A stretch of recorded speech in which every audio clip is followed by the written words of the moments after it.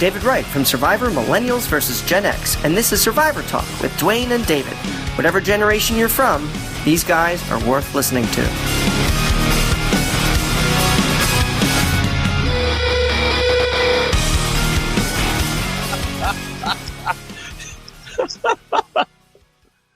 Our guest you forgot to put it on mute and taking over the audio. All right. Welcome to Survivor Talk with D&D. I am Dwayne. We are just two best friends talking about the show we love, Survivor. I am here with the guy who once laid it all on the table, tearing off his shirt in public, wearing only shorts around a lot of people and cameras, removing his entire shirt from his body in front of many people in his successful effort to win a DWSC reward challenge against the also shirtless Troy Zan, my best bud, David Jones. Hello, David. Hello, David. If you ever show any of that video, because as the challenge was going on, all I heard was laughing across the pitch. And when I finally got to him, he said, I have all of that on video. I know I do. Yeah. You know what? If we reach $200 on Patreon, I'm showing it. Now, just to our patrons. Patrons. No. And yes. Is that the one where we push the cart through the water? No, it's where you were throwing the ball trying to, and you ran and jumped in the water. I'm showing it. $200, and that's going on the patron-only page. And that'll be the end of this podcast. So otherwise. Yeah. Anyway. All right, first things first. Some of you are wondering, how in the world is this show going to be family-friendly tonight? Because, as you know, we are family-friendly. So how are we going to handle this episode? Okay, I got to mute Mr. Kyle for a second. Kyle, I'm sorry. I got to mute you. All right. He muted himself. Awesome. All right, first thing. Some of you are wondering, how in the world we're going to make this podcast family-friendly?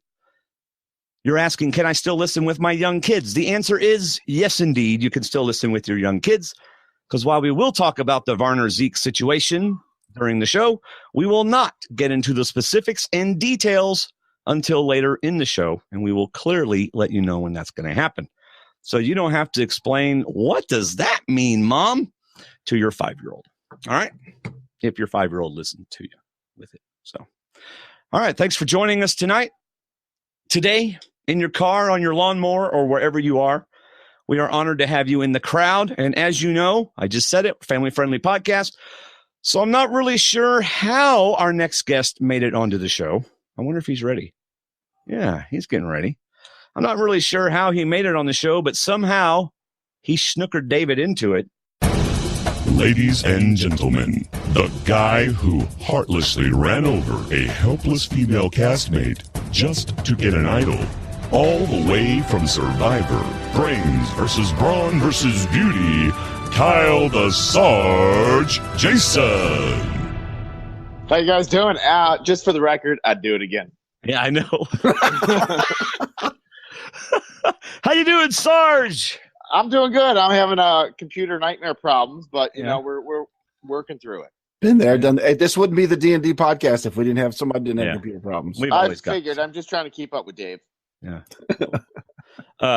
We've always got something going on. I'm gonna make sure your volume is where I need it to be, Sir Kyle. Ooh, I got knighted? Oh no, actually your volume is perfect. When did I get knighted? Well, you know, we like to I'll accept. We like to treat our guests nicely. So you always do. Yes. So come back. How have you been? I have been working like crazy because I'm a madman. Yeah. Knocking some people out, getting them back in the car, putting them back in jail. We finally moved out of the city, and now we live in the country, and we started our own farm. Oh, nice! Livestock. Nice. So we're doing it big. It's like, how do you start a farm exactly? Do you just stick a cow seed in the grass and wait for it to grow? Well, we're a livestock farm. We just started building. My wife screwed up and gave a green light and said, yeah, you can start bringing home animals. And I came home with a minivan filled with different animals. I'm not even joking. I came home with a minivan and wild animals in the back of a minivan. Hey, was it two of each? Was it two of each like Jason's Ark, or was it just... It was a messed up Jason Sarg. There was 5 of one and 3 of another. Some people use cattle trailers to carry cows. I don't have one of those, so I got to make do with a Chrysler Town and Country. Yeah, there you go. It's going to catch on in the farmer world. Yeah, the Chrysler's going to use it on a commercial. Absolutely. Exactly. It'll catch on. It's like the hipster farmer thing. That's right. Well, man, we are thrilled to have you on the show. It's going to be fun tonight. Guess who we have on next week, Kyle?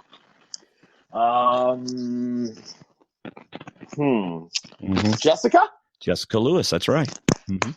She's coming on. You go from a bounty hunter to what is she? A defense attorney? No, she's a prosecutor. Yes. Yes. A prosecuting attorney. So we work together. That's right. So she's going to be on with us for the merge episode. You get to be on with us for the episode. What a spoiler! That's not a spoiler because it was on next time on. What if someone hasn't seen that part yet? It doesn't matter. They should have seen it. That's tough. So, all right. So one last thing before we get to the meat of the show, we want to thank those of you who financially support us through Patreon and through our Amazon links. If you'd like to support us with no out-of-pocket expenses, Amazon, just use our Amazon links. However, if you have a few spare dollars sitting around the bottom of your couch, I found my wife's wedding ring at the bottom of the couch once. Nice. Yeah. Well, it was my wedding ring, but she gave it to me. I hadn't worn it in 2 years because I couldn't find it. It was at the bottom of the couch. So to speak that correctly, you found your wedding ring, not your. I found my wedding ring. Yeah. So anyway, if you're looking in your couch, you find a couple bucks. Use Patreon to send it our way. Go to stwdd.com/support and select the Patreon button. All right. You guys ready to earn our keep and get to some Survivor talk? That's what we do. All right.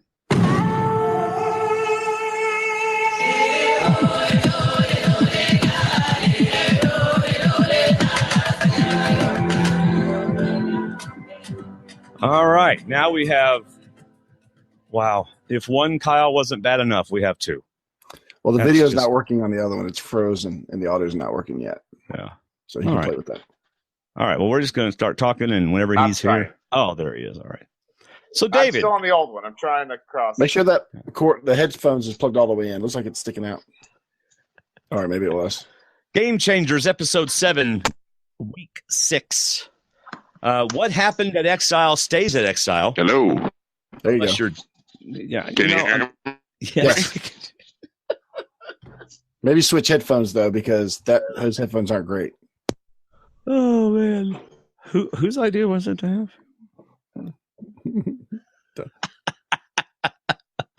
Is that your initial reaction to the podcast? I do actually have an initial reaction, an initial thought, David. Do you have one? I do. Would you like to share it? Well, one of my thoughts was finally, a reward worth crying over if I lost.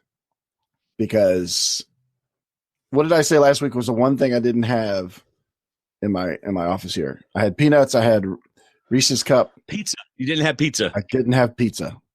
Yeah. And they offer pizza and soda. And I thought, you know what? It's just a reward. I know there's no immunity, but if I lost that on something that quick, I would. Dude, and they had like 10 pizzas. That's crazy. Yeah. Sierra said back at her camp, that's like more than one pizza each. Yeah. Yeah. I mean, they're not too tired to do math on the island. Right. That and some sodas.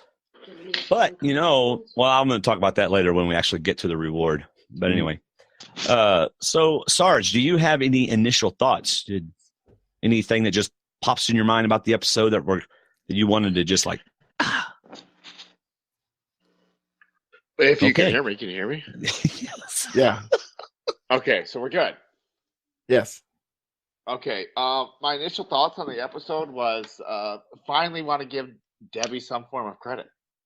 For what? She kept her mouth shut about what happened at Exile.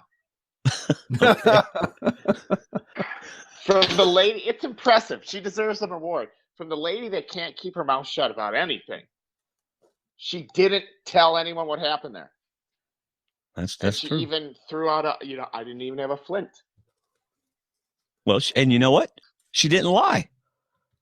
I give her a little bit of credit. Yeah, she didn't lie. When the compulsive liar tells the truth, she should get a cookie. That's right. And she got a lot of cookies and brownies and Exactly. and everything else. Yeah. All right. I have an initial thought. David and Sarge.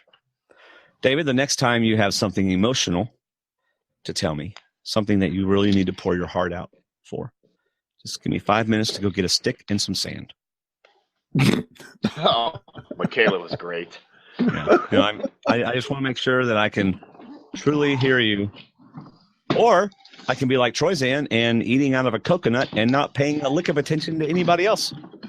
Until they say they're crying. Oh, I'm crying. Yeah, I almost cried at that. Yeah, I'm sad too. What?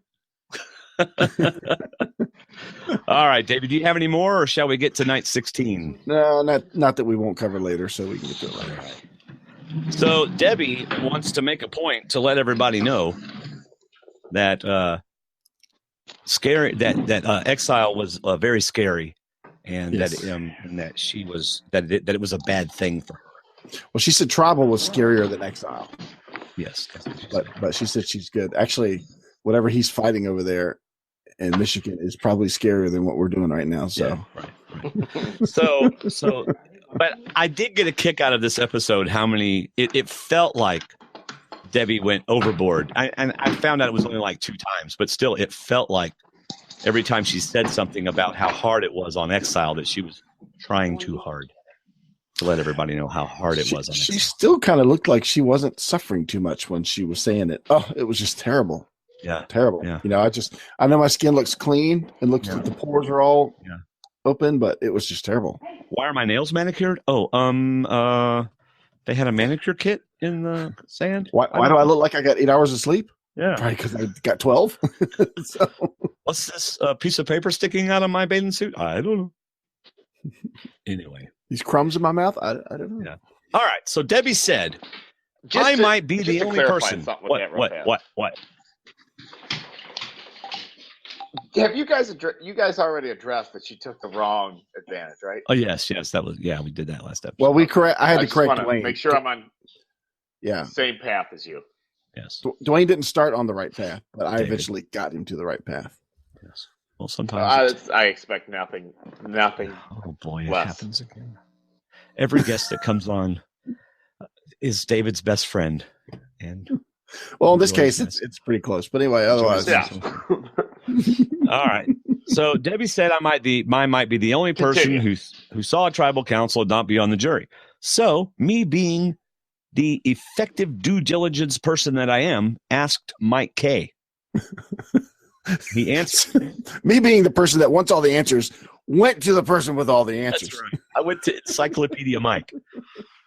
And he wrote, okay, Debbie is not the first person to sit on a tribal without being on the jury. Vanuatu, after Lopevi's tribal council, John Kenny stayed to watch Yasur's tribal council. Guatemala, after Nakum's tribal council, Rafe Judkin stayed to watch, boy, what the heck are all these names? Yakshaw's tribal council? And then there's more and more and more. So Mike posted in our Facebook group so everybody can see it, stwdd.com/Facebook. And you can see all the other times that Debbie obviously did not watch the show and did not remember, although I wouldn't have remembered either. Yeah. So. I wonder why we didn't even get a moment of, do you think she found an idol? Do you think, nobody really had any we didn't get any comments about Exile. I mean, this is something brand new thrown into this season, and we got nothing. They didn't have time. I know, but I mean, so did they buy it? Did they not buy? I mean, what's going to? We don't know. Why do we even have that title? Because this show had nothing to do with Exile. Exile was over in the first 35 seconds. Yeah. The title should have been Metamorphosis. Why in the world are we using that word? That should have been the title. I'm disappointed that they didn't think about Exile. Yeah. I know. And you notice nobody went back there this week. Well, I feel they kind of threw that in there like the Julia on Brown Beach on my season. Oh, just a one-time thing? Yeah. I don't think it's going to happen again. No, probably not. They only have enough money to rent that boat for one night and a I was day. gonna say, they only had the boat for 24 hours. Yeah. It's because Jeff's not giving it up. And That's right. and, That's his boat. and they only had Cochran on a 48-hour retainer, and then after that thing, he charged them so much extra for Debbie being there. He wasn't even that long. I think he was like 24 hours because he flew out, got There's an hour, and hazard flew pay. right back. Yeah. Yeah. Well, You got hazard anyway. pay. So yeah, I mean, we didn't get a lot this episode because you had a reward challenge and you had an immunity challenge and you had 20 minutes of tribal council. Yeah. So Which is crazy. yeah. So anyway, she says there's no Flint, and surprise, who's paranoid? Ty. Ty's Oh, yeah. paranoid. I thought you meant that she had no Flint. Well, I did. She said Exile was terrible. She said she has no Flint. And then I said, guess what? Who's paranoid? Oh, Ty. It's Ty. Yeah, Ty's paranoid. Gotcha. So anyway. He's always paranoid. Nothing new there. Yeah. I might be on the bottom right now, or maybe the top. I don't know. But did you get the idea that maybe last tribal council wasn't all a show? I didn't. I still think it was part of a show. I just think some people went a little off script, and it made him nervous. Whereas Ozzy knew that he wasn't going home. But even Ty says, I'm terrible at tribal. You know, I can. Yeah, I tell us your promise thoughts that. on that. What? Go ahead, Sarge. Tell us what you think. He is. He's the worst tribal person. I think he always starts to speak and then forgets where he's going in that conversation. Yeah. So it just starts making it up as he goes along, and next thing you know, we're talking about flowers floating in the river.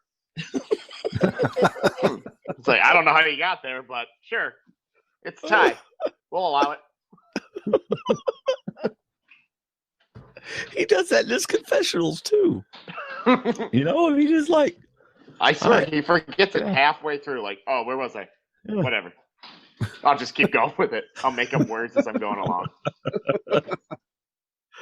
oh man. So Throw in Varner's another language here and there. yes. So Varner's upset. Zeke and Varner are on the beach, and we get a lot of Zeke and Varner on the beach this episode. Not sure why. We do. I thought we got good lines though, because Varner said I got blindsided and I'm super mad, but you know what? I can't show it. Yep. I need these people. I have to work it, and that's what I want to hear.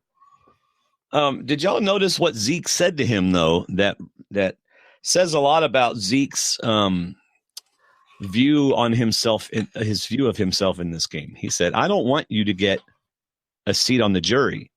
I don't want to get you a seat on the jury. I want to get you a seat at the final three. Mr. Zeke, I'm in charge." Right. Yep. I kind of He thought was that like last that week. last time, but in his defense, that ain't nothing I haven't said before. Yeah, really. And I'm pretty sure everybody out there says it. And when you're talking to somebody that's alone, they probably want to hear that you want to take them. I mean, even though I understand the possessive part you were talking about, but still, if I'm talking to somebody who's high up on the chopping block, or high up on the pecking order, then I want that person to say, "Yeah, I'll take you with me." And that's kind of, that'll give you a temporary relief feeling until you get to the merge or get to a point where you can start meddling into your own affairs again. Right. I can see where that would be a good thing. But yeah, I did catch that too. That I want to get you there. Well, if I'm the one in Varner's position, I don't mind that at all. I'm like, hey, I'm going to be with you as long as you need me to be. But as soon as I can turn the table on you, I will. And then I'll be the one deciding who goes to the jury and who does not. But for Varner's sake, I've been where he was at that point before, where you are an island of one. Yeah. And it's a terrible feeling being where he's at, of knowing my game is almost 100% over. And I'm looking for the hole and I can't find my way in. And that's really where he was in that point. So I feel, from my own experience, when Zeke started talking to him about, I want to bring you to the end, like, you're saying all the magical words I need to hear right now to make myself feel better, because I'm sucking right now. Yeah. That's kind of how Sandra was last week. I'm on this island by myself. To an No. Plus, she had a partner. Well, Yeah. She had a partner. She Okay. yeah, she would if she thought she had a chance to switch it to Varner, she probably would have done more to switch it to Varner. Just to keep herself on the island another 3 days. She would. But yeah, at the same time, I think she just saw the heat coming for her, and, Yeah. and she had to go for something drastic. So we get then they hug, and Varner says Zeke and I have bonded. So obviously we get a lot of Zeke and Varner bonding during this episode. All right, when we go, I'm sorry, what, David? Anything before we go to the reward challenge? I agree with you. It's just setting up for future. Yeah, Jason, anything before we go to reward challenge? There is no other content. Yeah. Okay. How does it feel to have a name like Kyle Jason, where people call you Jason instead of So Kyle? frustrating. Because this is the whole get to it. One, I go by my last name because of years in the military. You lose your first name. Mm-hmm. Oh, okay. Much simpler for me. Before I went by Jason, when I was in high school and stuff, no one ever got it right and called me Jason. If I was to correct them, I was the crazy one. Then I get on the bandwagon with everybody, start going by Jason, and I'm still the crazy one of, why don't you go by your first name? And then other people, like, if they do, oh, Jason Kyle, I thought Kyle would be the last name. Does that sound better? Does that sound like a more legitimate last name? Yes. It's been frustration since the day I was born. Then It's you throw like- my middle name in there, super screwed. And what's worse is when somebody brings it up on a live podcast and you have to explain that whole thing all over again. Yeah, well, It I happens. called him out on it. All right, reward challenge, day 17. Everybody's shocked because Sandra's gone. And of course, Probst gets to say, 2-time winner, 94 days. But if I'm the other tribe, I'm like, good job, you got Sandra off. Yeah. So anyway, I didn't think they're all that surprised. I mean, well, yeah, that whole tribe's getting decimated at this point. So Yeah. You didn't even see the classic reactions. Well, you know? that is Yeah. true. Yeah. I like this challenge because there isn't an equalizer puzzle at the end. And I just get so tired of challenges that there's all this action at the beginning, like later on in the show. There's all this action. Everybody's going as fast as they can. And they get to the puzzle and it's just whoever gets it done first. So I'm not a big fan of the puzzle equalizer. well, this could have been an equalizer if Ozzy couldn't get the balls in the net. So I mean, this is it's still one person doing it. But okay. To And me, it's more that's difficult than you think. I've done the slingshot portion, Yeah, the slingshot variation of it, which is terrible. Physically doing it. yeah. I just don't see how that's the same as a puzzle, though. I mean, you're actually physically trying to get a ball in a basket. It's a skill of getting a ball in a basket, whereas a puzzle is just all your brain. Well, I think this one's a bit more fair than the puzzle. I agree with you on that aspect because you don't have to be either A, super athletic, or B, super smart. It's literally just jumping. Yeah. Yeah. Well, anyway. So it evens it up on fairness of giving everybody the equal same chance across the board and not just, oh, it's a puzzle. I'm throwing my big puzzle guy in here. Right. True. Right. All right. Well, anyway, so they're playing for 10 pizzas and soda. Yes. And these are returning players. I caught this. I'm sure y'all did too. Why not ask? Because Probst might say yes. Yep. Right. Bar ass. Yep. Yeah. Can I have a little bit of that pizza? Can we get a taste to see if it's worth playing for, Jeff? Because you Worth haven't a asked shot. if it's worth playing for. Exactly. You don't get it if you don't ask. That's right. That's right. All right. So Ozzy, Andrea, and Sarah rocked that rope thing. Absolutely. Ozzy's quick in the water, man. Oh, I know, man. And they actually let him make it to the merge. Idiots. Yeah, that was a terrible decision. No, terrible decision.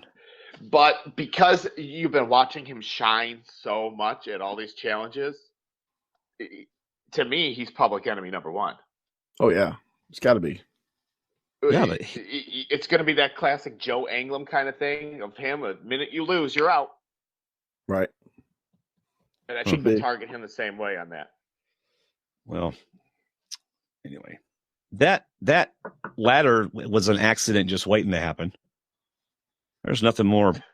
I mean, I'm on that island. I don't want to be climbing over a wall to begin with, especially a wall with holes in it where my leg could get caught. Oh, yeah, the fence post ladder, broken fence ladder. I fall over and get hurt. But the, what was that thing? The net. The walk through net. Cargo netting. Oh, my gosh. Don't you know that just your skin's, all that dry cargo net stuff all over you? That can't be comfortable. It's not as rough as you think. Oh, really? It's more smooth. Whatever nylon-y rope or whatever they use is actually kind of smooth. Well, it looked like it didn't feel good. Sorry to burst your bubble. That's all right. Because Dwayne would be going through going, ow, ow, ow, ow, ow. Who did this? I'd be trying to get some airtime, you know. Probst, you try this. See what Probst says. Dwayne panicking already. That's right. All right. So, David, tell us who won. Ozzy's tribe. Was that Nuku? That's all I know. Just Nuku. Did you take notes? I am beginning to wonder. I did, but I don't take notes on challenges unless there's something vital that happens at the challenge. Oh, okay. This was just a challenge. Jason, last week I couldn't get David to shut up. This week I can't get him to talk. It's driving me nuts. It's a fight you'll never win. That's right. Got to keep him on his toes. All right. Well, Suri says 17 days and we are worn out. We are emotionally and physically worn out, which of course sets us up for mana day 17. I really enjoyed this part of the episode.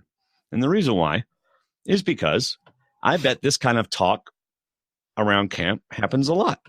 What do you think, Jason? You would know. Does it? Not as much as you would think. I mean, I would think, you kind of sit around, start reminiscing. I mean, you sit around, you talk about a lot of personal stuff, but I mean, we never had a breakdown circle. Yeah. That was different to me. Yeah. Yeah. And next thing you know, everyone's crying. Yeah. Well, everyone except Michaela. Yeah, Michaela. Why in the world am I here? Yes. Where was the confessional of what's wrong with these people?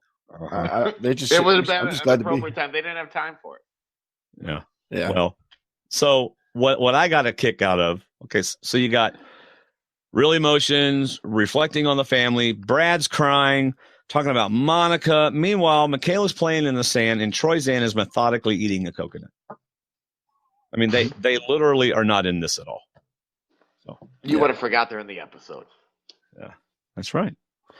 So anyway, Nuku won the reward challenge. Mana has to go back and not get anything, not get to eat anything. And, I got to admit, I like pizza. David likes it more than I do, but I like pizza. And if I had seen 10 pizzas in front of me after 17 days and I'm hungry, I haven't eaten for 3 days, I'm going to be really upset that I didn't get it. That's my point in my initial reaction, because it's not like you're watching spices be carried away or you're watching pillows and blankets be carried away. You're watching 10 boxes, 10 beautiful, square, large boxes of nothing but heavenly goodness cooked inside of all types of flavors. And it was thin crust too. Thin crust, and it was meat lovers. He made a point: veggie pizza, cheese pizza, pepperoni, and it's right there, and you're watching it walk past you. And I'd be crying at that point. Yeah, until I got back. Yeah, I wonder what would happen if Sierra just ran after him and stole a pizza and went and ate it real quick. He'd probably say stop. Been able to stop. Yeah.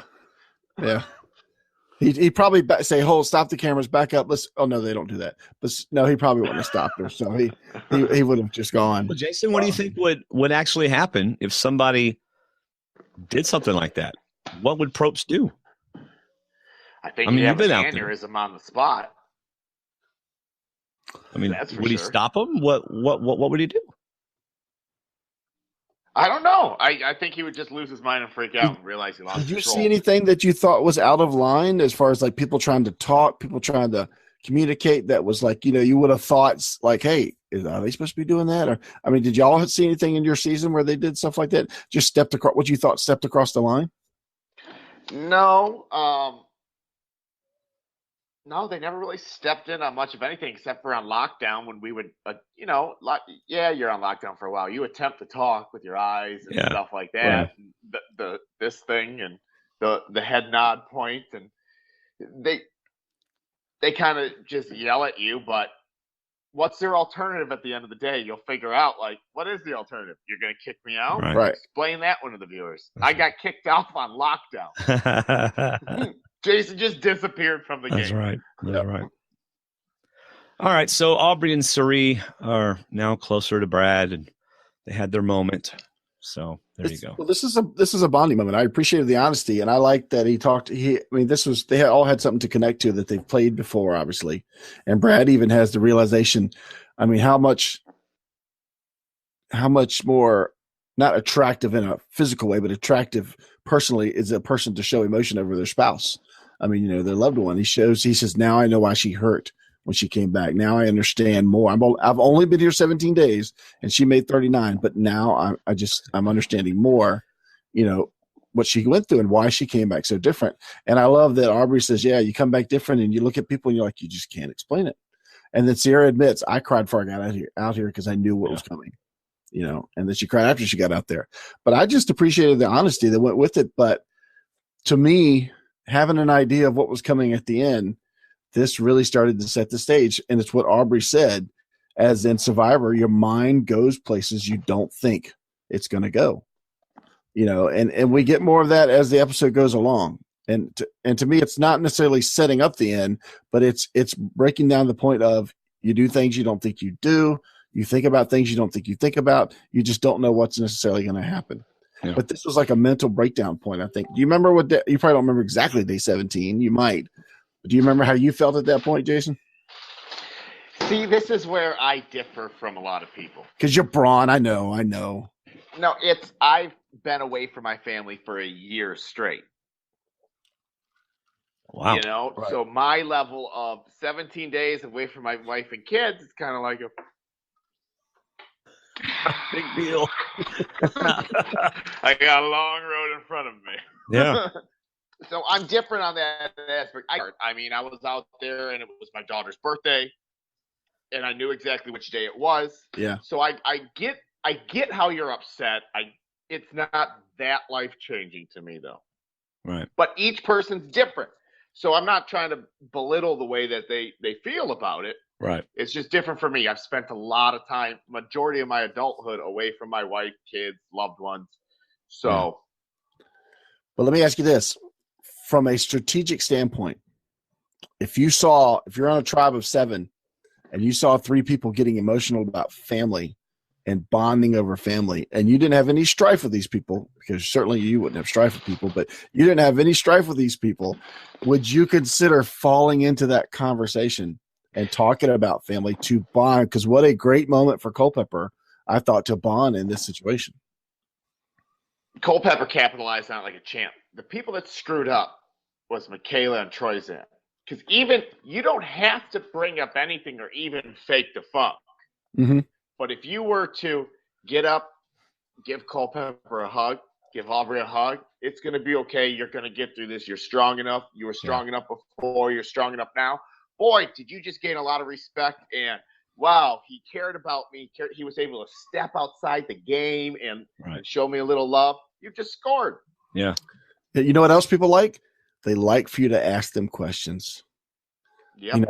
What was Monica like after the first game? I mean, what were you like when you got home and talked to Monica? People like to tell you things that they think you want to know.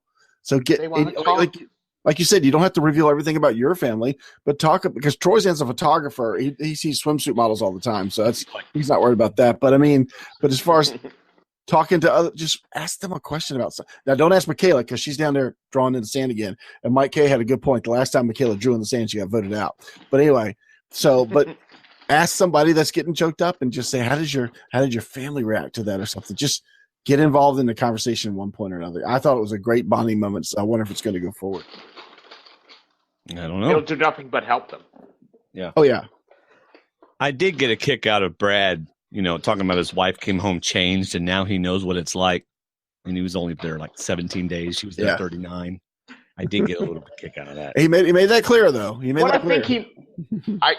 I think I know what he meant about that. To put it in a better light, her beginning time, she played with him. The remainder of her game, she played by herself. He didn't. Mm-hmm. Now he just went 17 days without his spouse. I got you. Now I'm starting to understand what she went through because I'm getting that same feeling of you're not there. I don't have that support system. Right. Wow. See, that's why we have Jason on the show. Right. Don't count it anymore. Okay. All right. I only bring insight once. Yeah. All right. So I'm Braun. Yeah. First thing Debbie does, Ozzy, Cochran's not here, so I want you. Not quite, but Ozzy, you're so awesome. And Ozzy tries to deflect this. Oh, no. Y'all were all telling me what to do. That's why I'm so good. Yeah, good on him, but it's not going to work. It's not going to work. I'm sorry. I was still reading notes from Mana, but since you've gone on to Nuku, we can go on to Nuku. What? Were you? Yeah, because I'm so sorry. Aubrey had a great point that she said. We were already at eating pizzas, so I thought we were past No, Mama. we weren't. We're not even at a pizza yet. We're still on Mana talking about Culpepper. Oh, sorry. I swore we were just talking. Could have sworn Jason had great insight about Culpepper and bonding, and we just had, we were still there because Aubrey said that Brad to her is the most genuine person out there. That's quite a statement, especially about Brad Culpepper from Aubrey. So I thought that was pretty cool. And then Sarita wanted to shake his hand, but didn't want to do it in front of anybody, but she did admit to wanting to do it. So, so now we've got an alliance of 5 and a tribe of 7.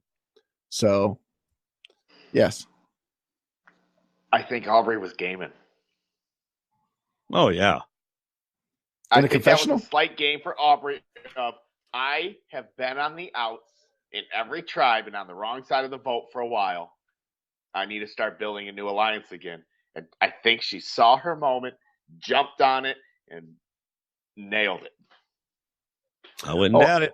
Oh, I don't have a problem with that, but I'm talking about her confessional where she said that Brad was one of the most genuine people out there. Oh, yeah. Well, I understand that, but I think she just took opportunity with Brad that was genius. Oh, yeah, because she totally got dumped by her last tribe. She was totally gone from them. She got blindsided as well. Yep. But can we really trust what people say in their confessionals? Because CBS is going to ask you 50 to 100 different ways to get you to say what they want you to say. And then they'll use it however they want to use it. So, they could have asked her anything to get her to say Brad is the most genuine guy I know. They could have said, between Brad and Jason, who's more genuine? Brad's the most genuine guy I know. You see what I'm saying? See how that works? I do. But you can Even though it was just edited, you really meant to say me. Yeah. Okay. Exactly. All right, guys. David, I'm going to let you take over for a little bit. All right, go to Nuku. You. Well, I wanted to show you that I did take notes. Okay. I don't take notes at challenges, but I did take notes. All right, so let's eat some pizza so we can spend more time aqua dumping. I love Varner coming in with like 6 pizzas. He was carrying half the pizzas by himself. That's right. But don't you know they were sick the rest of the day? That's what Cerise said. That's what Cerise said. She goes, they're going to be sluggish. Yeah. I don't care. Man. I don't care. All right, so Debbie tells Ozzy you're awesome, and Ozzy says, no, y'all were amazing. I wouldn't have been as good as I was if you hadn't told me what to do. All right. I'm telling you. I love Varner's feeling about winning. He said, it's nice to win, nice to be able to jump up and down about something, but it really doesn't do me any good. I'm still at the bottom of this group, and we did not win immunity. We only won pizza. So basically, this whole thing was Varner talks to Sarah, let's get Ozzy. Sarah says he has a good point, kind of setting us up for later when Debbie does the whole let's do a mock vote like she's a jury head, and which is later on in the show. So that's basically what happened at Nuku. If you got anything else, you can tell me. Yeah, I do got something else. Hold on. Say something. Talk. What? I'm supposed to be talking. I don't know. I guess you and me are supposed to talk. I don't know. Oh, he's hugging his little guy. How sweet. So what I wanted to say was I like Sarah's question to Varner about, I think this is where she asked him, do you have people on the other side that you can bring in? Is this where she asked him, or was that the next time? That's where she asked him. Probably then. So to me, this is what hurt me in playing at Durham, because I did have friends on the outside that I could get in to help the group that I was in. Whereas if I had said, no, I don't have anybody, I might have gotten picked up as a single. So that's telling Sarah that if we keep Varner and he goes farther, he does have people he can go back to if we get to the merge. So at the same time, if he'd have flat out said, you know what, I got blindsided by my own tribe, like Aubrey. Aubrey had a good story to tell because she did get blindsided by her own group. But Varner, he could still have relationships over there. So this is good on Sarah if she's digging for information 3 days later, 3 days later, if she's looking to see if Varner still has contacts. Because if he brings in too many people, then they could be outnumbered, if she gets in a bad spot. So I do like that. But I like the question. I thought it was a good question. All right. So immunity challenge. Okay. So I'm watching. Now, keep in mind, I have absolutely no idea what's coming in this episode. Mm-hmm. I was so not spoiled at all. I didn't know the people that were involved. I didn't know anything that was coming up because I didn't read those articles. So, and I thought when I saw metamorphosis, honest to God, what the heck? Metamorphosis? Yeah. That's not a Survivor word. I mean, that's not a Survivor word. And it's also long. it's like 28 feet high. How are they going to get that word to begin with? And so for me, without even knowing what was going to happen, I was very skeptical of the word. Yeah. And I am skeptical now. I think it's a CBS thing. Well, I think the best part of this challenge was listening to them talk it out. And I think this would have been an ideal situation to shut Probst's mic off and just keep the mics on the players. I love hearing how they worked it out and came to it. And I love that they focused on Haley and she just started working letters out. But this All is, right. Well, we don't need narration for this. This is one I just wanted to hear them work it out. Right. Well, Haley does the smart thing because you got a big, long word. So what do most long words have? They have prefixes. They have the main word. They have suffixes and stuff like that. So you start looking at it and you go, okay, what prefixes can I get out of this? Yeah. And can I make any word out of that prefix? So she did the right thing. And who knows how long it took them. She ended up getting it, Yeah. So I was very impressed. But still, it doesn't take away from how in the world did they get that word. So, but anyway, I will say this once. I think CBS manipulated us a lot in this episode, and this is one of the ways that they did it. All right. I like the physical nature of this challenge, but of course, again, it doesn't matter because what happens at the end? An hour of puzzles. Well, the physical part doesn't matter because if you got Ozzy, he's just going to do most of the challenge himself, and then you're just going to catch up whatever you can catch. And they still couldn't win. Yeah. So. And again, Ozzy is showing why he should be voted out. There you go. I don't care what Varner does at Tribal Council. Ozzy is going to win the game. Get the guy out. So, anyway, because he could literally run the game, run the entire game. Right. So, yeah. All right. I'm surprised Probst didn't. I wrote this down. I'm surprised Probst didn't change his normal reading and say, all right, Nuku, Tribal Council tonight, where someone will be the the first person to be asked to leave the game.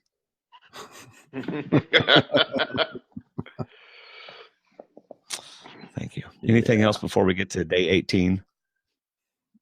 No, I have no notes for the challenge. Oh, gosh. I feel like I'm treading water here. And That's so did they. So did Culpepper the third time he went down. Every once in a while, y'all come in and say something. It's usually like little one word answers, and I'm just trying my hardest. Well, this is an episode just kind of floated by. I know. There's a few tidbits here and there, but there's just wasn't a whole lot of meat to it. All right. So let's just Nuku day 18. Varner's trying to save himself. He does some good stuff, gets the women to not trust, I like what he did. He called it Scramble Afternoon. He said, "Can I have a one-on-one with everyone?" And genius. Yes, I love the honesty. I love the bluntness, and I love the honesty. Can I just talk to each of you? And Debbie's like, "Sure." free time. Yeah, Genius. Terrible to let him do that. absolutely. And Well, Boston Rob wouldn't have let that happen. Yeah, he admitted there's a lot of interviews today. Well, obviously for Varner, and he talked about a couple things during these interviews, and one of them was that no matter who he talked to, it always seemed like Zeke would pop up, out of nowhere. He'd show up at the well, he'd show up around a tree, he'd just show up there. But there was one instance particularly, and I don't know if it's it called After the Buff. It's on our Facebook group. It's just a quick interview, and he said that one time he went out looking for the idol, and Ozzy apparently got babysitting duty, and he was out looking. Ozzy was just kind of trailing in. He finally says, "Ozzy, just come walk beside me. If I find that idol, you'll see me find it. If I don't, you'll know I don't have one. But can you just come walk with me instead of walking behind me?" So Ozzy comes up and walks with him, and he spent a couple hours just talking to Ozzy. He said it was a great bonding moment. The problem was he learned from Ozzy that there was an alliance between Zeke and Andrea and Ozzy. And that's where he got the idea to go after Zeke and Ozzy at Tribal. He said, this is my split. You just gave me a split opportunity. So this is the time frame. This is when that happened. He does some really great exit interviews, post interviews. I caught the one after the buff, I think, and I caught another one he did. But this is, I just wanted to share that from that interview. This was one of those moments where he was idol hunting, which we did not see. Mm-hmm. And then he got to talk to Ozzy privately on that. And I thought that was neat. That was so honest. And he said, "Why are you just going to follow me? Just come walk with me. If you see me find it, you'll know I have it." Right. See, and that's what's frustrating, because that's amazing insight of the game and would explain so much to you on why I just pinned two people together. Right. Yep. That's a shame that was cut out, because that would be good television to watch and build a storyline. Right. Instead, it looks like he just made it up. And he just tried to concoct a story that nobody's going to believe. Yep. All right. Well, one thing you said just a minute ago was how Zeke kept popping up.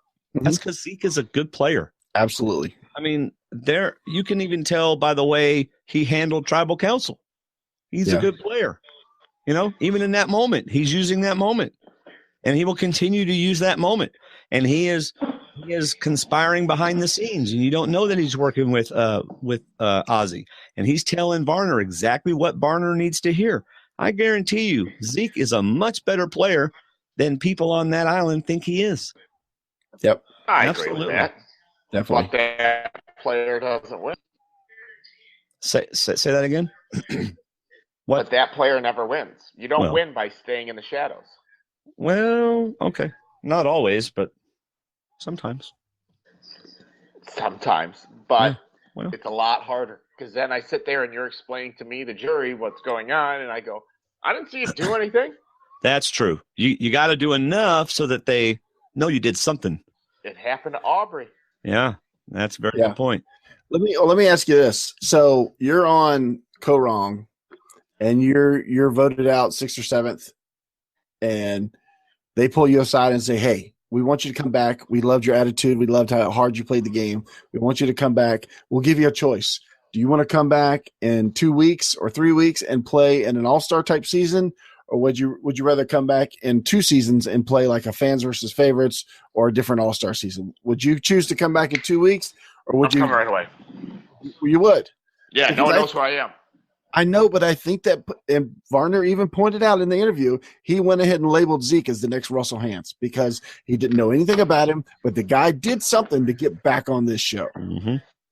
And that's a hard label to fight off, because if Varner has numbers, he's going after Zeke whether he likes him or not. Yeah, I would. Yeah. That's why the smart move would have been to early on talk to Michaela about Zeke, and then talk to Zeke about Michaela, and try and see what these two are gonna rat out each other for. Yeah. Oh no, you don't want to be with Michaela. She did this and this, and then stabbed this guy in the back, and then stabbed this girl in the back to advance herself, or did that, and then she would do the same thing about Zeke. And perfect, thanks. I got all the dirt I need. Yep. So if you and I are on, because you're never going to say bad things about yourself. Like, well, I came back because I did really good, and I formed the super alliance, and you're not ratting yourself. Yeah. Would you try to work with that person if you and Aubrey went back the next season? Would you try to work with her and say, "Hey, you tell them I went out with a medical evac or something. I got a infection." Oh, definitely. Or and I'll make up a good lie about you, and we will not paint each other bad at all, no matter what tribe we get on. In a shuffle or swap, let's just sell each other as non-threatening. We did good confessionals. We're funny, but we're non-threatening. Definitely. And then the best part about that is you have a meat shield then right off the bat. There you go. Oh, I need someone to throw under a bus? Sorry, girl. That's what I was thinking. That's you right. Really, that's you right. Trust them. Yes, you can't. You play the first hand first. You try to play the hand that makes you look good, but then you always have the other hand. You don't throw out that hand until you absolutely need it. Yeah. Exactly. It's your worst case scenario. What am I going to do? Poof. Yeah. She wanted me to lie and tell y'all that she went out like fifth, but she was a really nice person. But no, she went to the end and almost won. And then you can even make something up after that. I just had to help facilitate this. She had 2 idols in her pocket. What? Yeah. Yes. She was an idol magnet. I didn't trust it. She had too many. She wasn't sharing. Bye. That's right. Yeah. That's my fear of coming back unknown, is that they don't know you and you might get, because Varner's right. Zeke had to have been something special to come back the next season. Only people to come back like that are Rupert. And I understand that. But what's the alternative? The alternative is you come back in 3-4 seasons and you can't play your same game.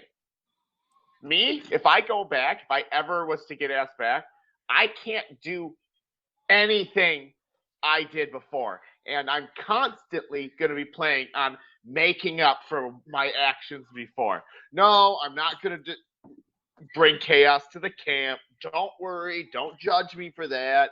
You get to know me. Just give me a chance. You only saw the edit. You never really met me.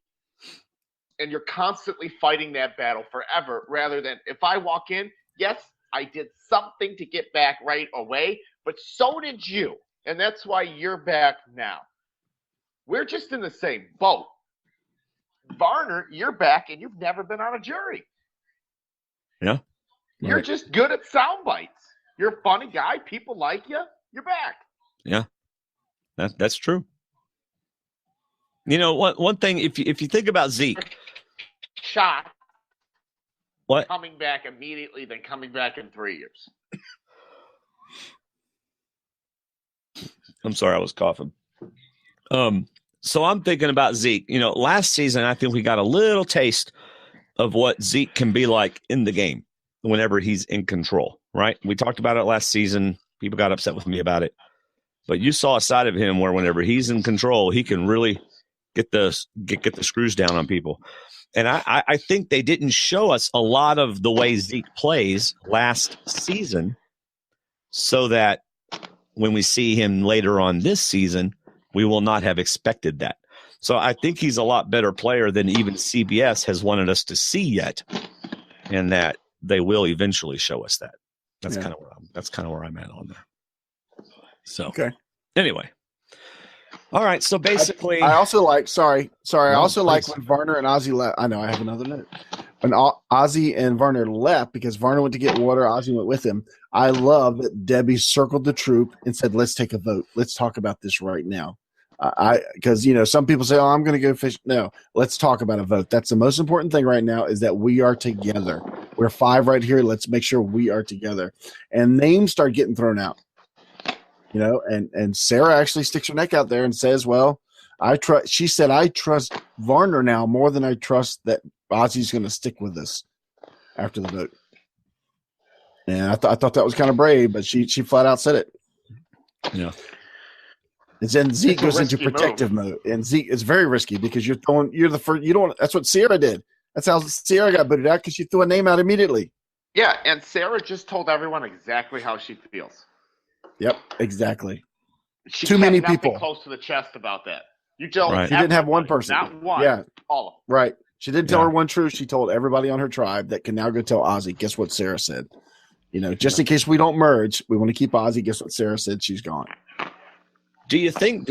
Excuse me. Do you think Debbie literally asked her first? Because if I'm her and I know that my answer may not be what everybody else's answer is, I'm going to wait. I'm not going to do my answer right up front, you know?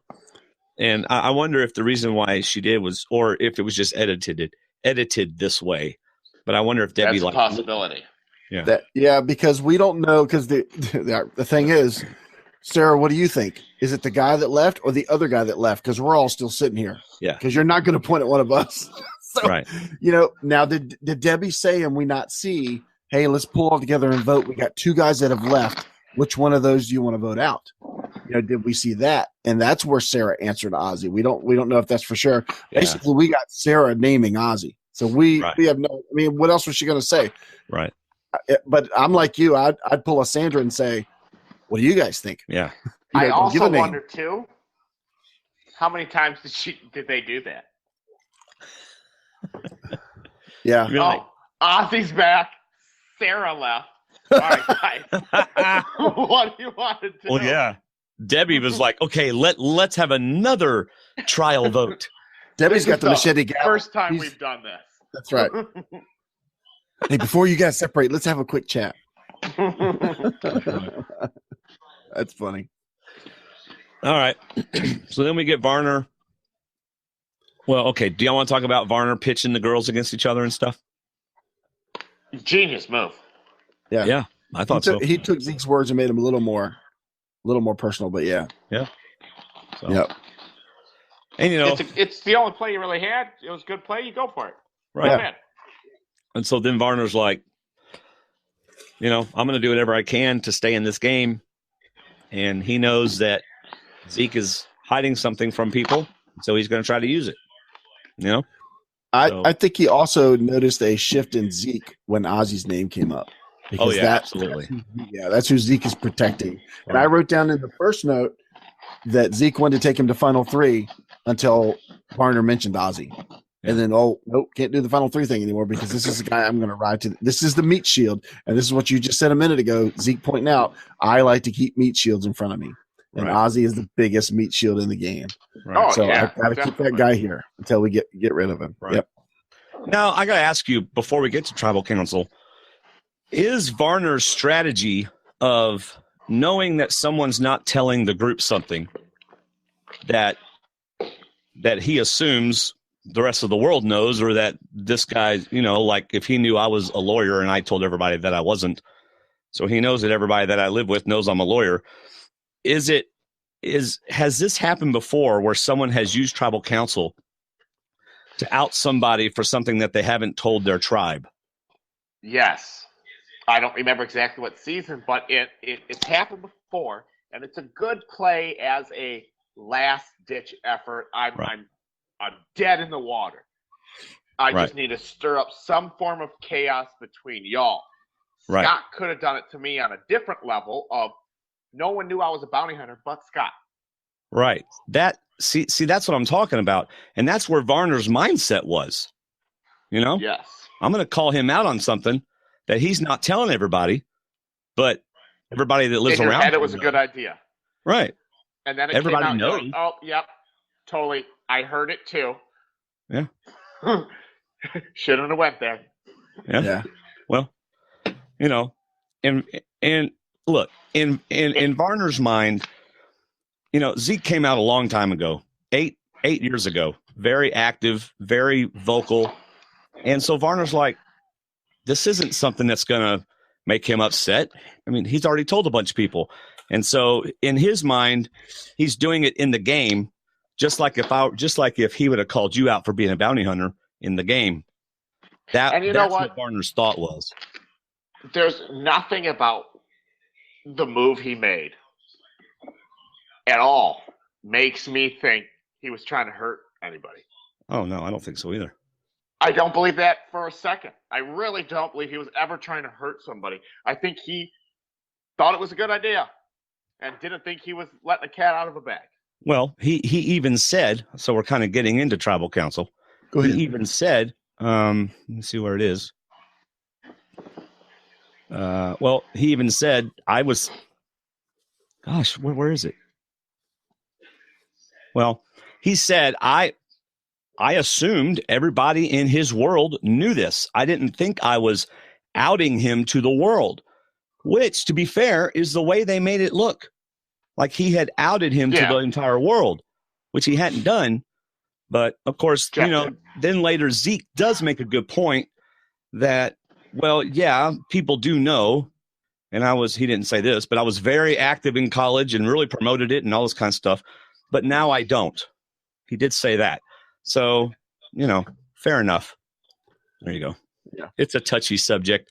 And so if you out somebody for that, crucifixion. I thought Varner was actually starting well in tribal council because he was right on point with his separation of powers. Mm-hmm. And it was neat because when I went back and watched it, I wanted to pay special attention when he said you all and them, and he pointed at Ozzy and Zeke, and then he pointed at Sarah, Debbie, and Ty, not Andrea, because he knew that Andrea was part of Ozzy and Zeke. So that's one reason. I don't know why he didn't point at Andrea the first time, but he pointed at the two guys, and then he pointed at and didn't point at Andrea, but he did separate Sarah, Ty, and Debbie, and basically said, or if anything, he helped them in their next game because that leaves Sarah, Debbie, and Ty a chance to flip. So now that they know how tight, we could see Ozzy, Zeke, and Andrea gone the next three.